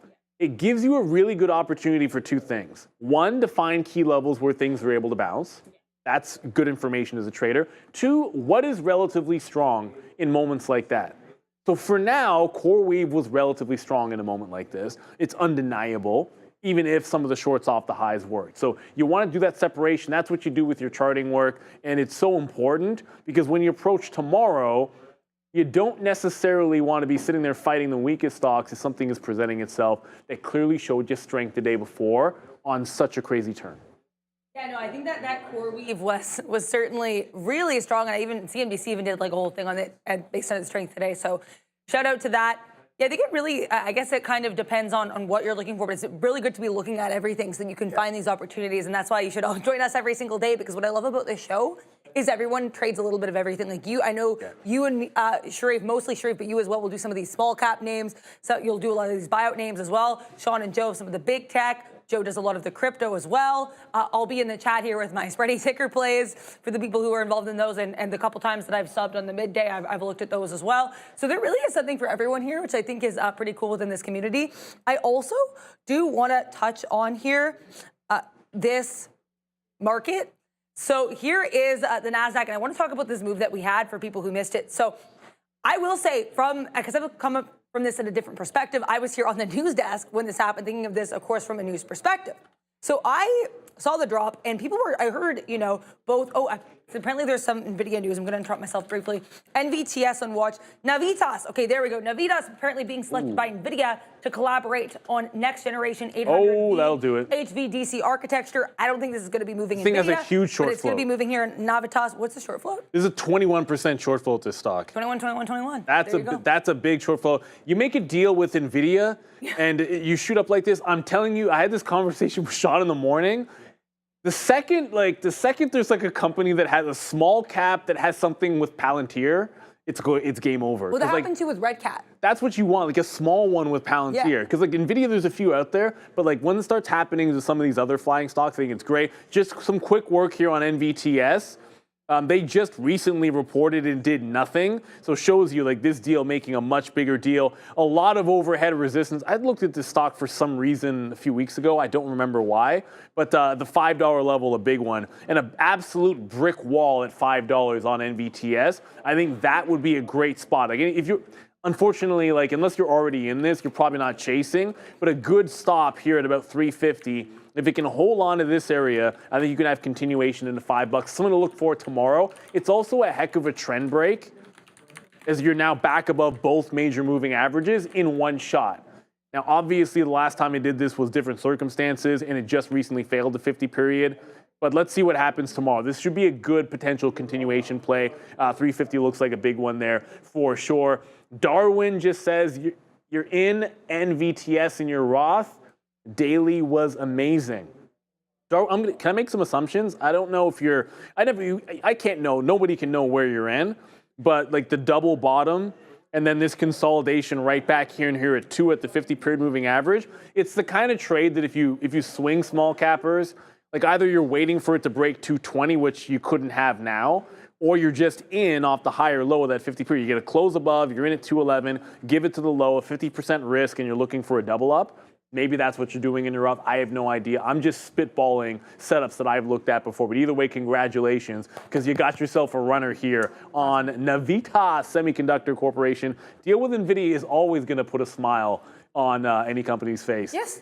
There for sure. And that's why I literally cut myself off, because the second I saw Nvidia, I'm always going to be like, what is that? And the second I saw it was a small cap, I was like, okay, we have to talk about that. Yep. But I'm going to go back to the market if I may. So it's funny because I remember we had that news with Apple and Johnny Ive, who is that guy who used to work with Apple, who's now working with Sam Altman and OpenAI, and they announced this news with truly the weirdest photo I've ever seen in a business context. I don't know if you've seen the photo that they used, Neil, to announce this partnership. It is weird. It is an odd. Have you seen the photo? I thought it was a little cringe. Yeah, I was just really. And why is it in black and white? Anyways, if you haven't seen it, just Google Johnny Ive and OpenAI, and I'm sure you'll find it instantly. It was a different decision for sure. But let's get back to the market. So that happened. We have our eye on news. Then I hear the market drops. Right, I'm not seeing anything. I had already mentioned the bond auction. The bond auction had been at least 10 minutes away at that point. It already happened. So I'd mentioned it at the time. Didn't think much of it. Then I hear Sharif and Sean mentioning this Bloomberg thing. So I go on Benzinga, because X had not mentioned this at all. And usually if there's something like that about NVIDIA, and it's a major story, X is going to be circulating it heavily, but I had not seen a single mention, which immediately had my hackles up in terms of, I don't know if this is the story. I go on Benzinga, and the story was posted 4 minutes earlier, but it was published by Bloomberg about 20 minutes earlier. And it was from an earlier interview with apparently a senior advisor here for the Trump administration, but it wasn't the AI czar, David Sachs. So I was like, this is all very interesting, and the wording of the headline makes it seem like this is official or final, but it's just the opinion of one Trump administrator. So I thought this was interesting. Anyways, all of this is to say, it's really interesting trying to figure out what moves the market, because you can never know for sure. Yes. I just think the fact that there were an influx of catalysts at the same time was probably, I think, helped with the extent of this move down. We do have to remember the fact that the bond move, literally highs since October 2023. It was a massive move on that, so I think you have to kind of figure out, do market triage, figure out what's moving, why it's moving. As a trader, sometimes you're not going to care about it as much, but as someone who's trying to deliver the news, you always want to make sure you're understanding why things are moving. And so, yeah, that's my rant on that. It was a really interesting day, and I think quite a wild day for me to have before this vacation. But yeah, this Nasdaq here, I think keep an eye on these auctions going forward. There's certainly something to be aware of a lot next week as well. The good news for the auctions, Adara, is all the major bond auctions are always at 1 o'clock. And we some at 12 next week. Well, sometimes you might see a different time, but remember, it's always going to be a lot. Sometimes some sites will post them in the central time zones. You also have to make sure that you're looking at it. If you're trading off the Eastern, which most people are, because New York, then make sure you're getting the right time. But you want to key in on the right ones. The 20, the 10, the 2 are going to be the bigger ones. Some of the really, really short ones you're not going to care too much about there, but that's the key.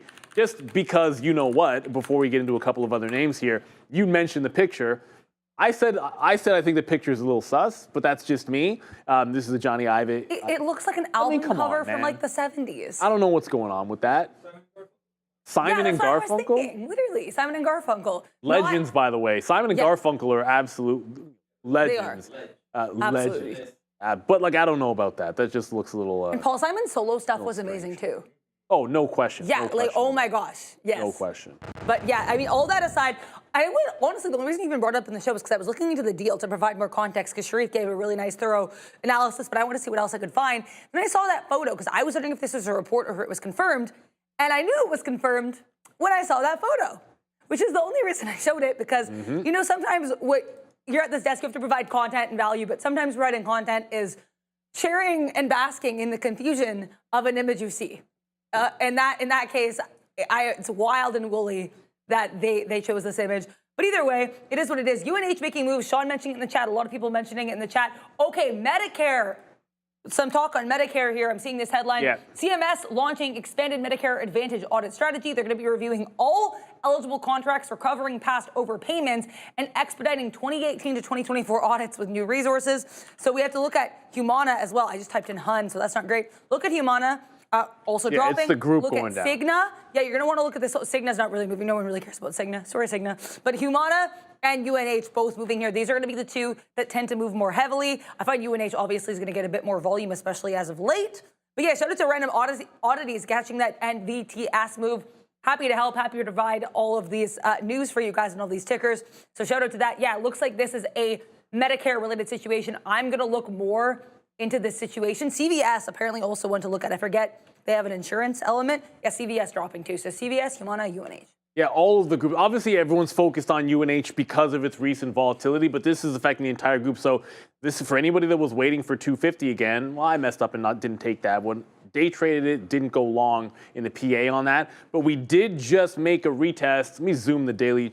You know what? I don't need to zoom in. I'm going to go to the lower time frame in a second. You just got back into this gap. So the wick bottom at 250, and then the day after we held about 290.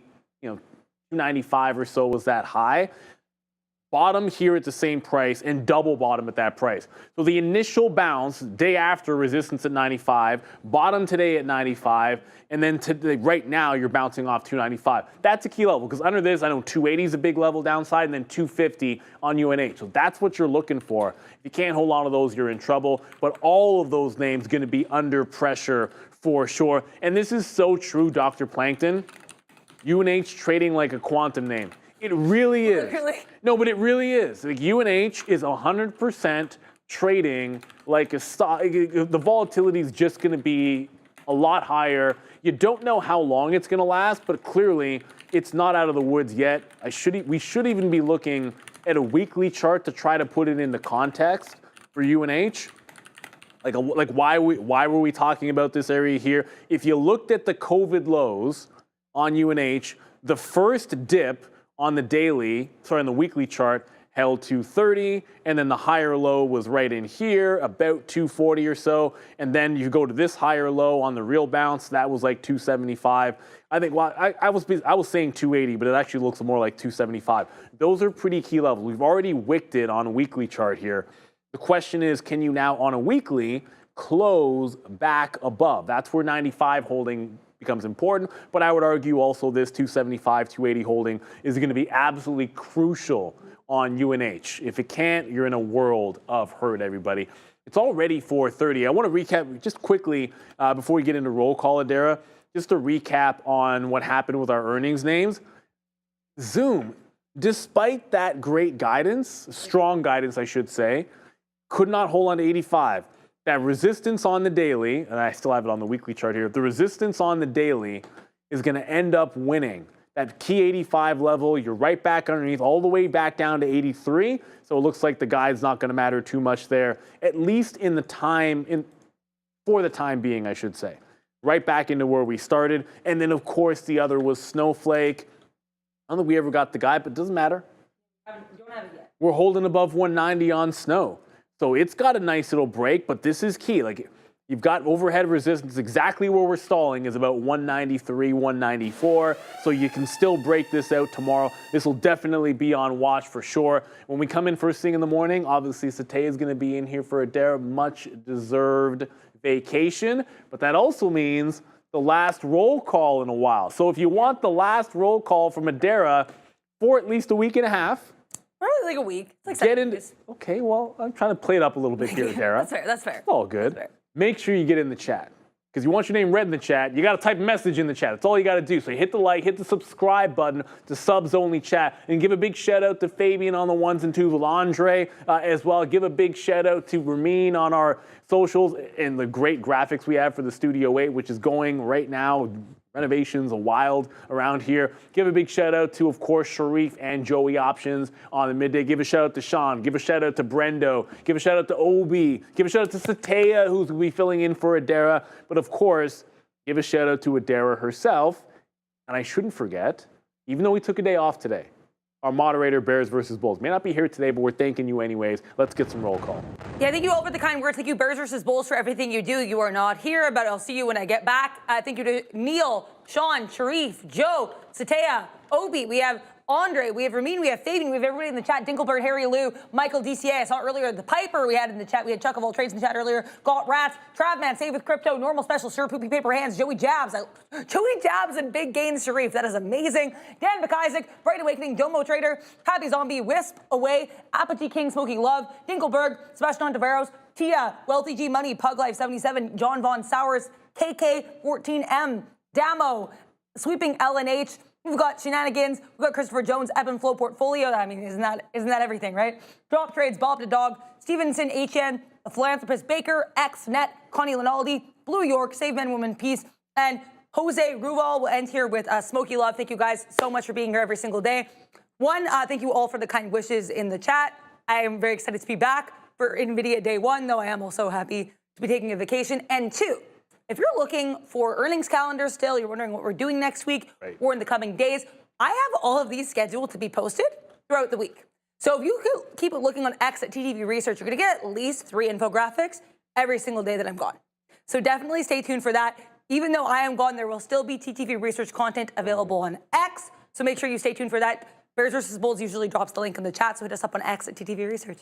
There you go. We'll end it with a bang. Thank you so much for that, Adair. Well, it's been wild. Obviously, the healthcare names are in play tomorrow. Snowflake, Zoom earnings, and the entire market after that 20-year Treasury auction. Not good for the markets, but good for volatility and great for trading. And you know what we're going to do? We're going to be right back at it tomorrow morning, bright and early. We're Trader TV Live, and get it, Adair, on vacation. Get it, guys. See ya.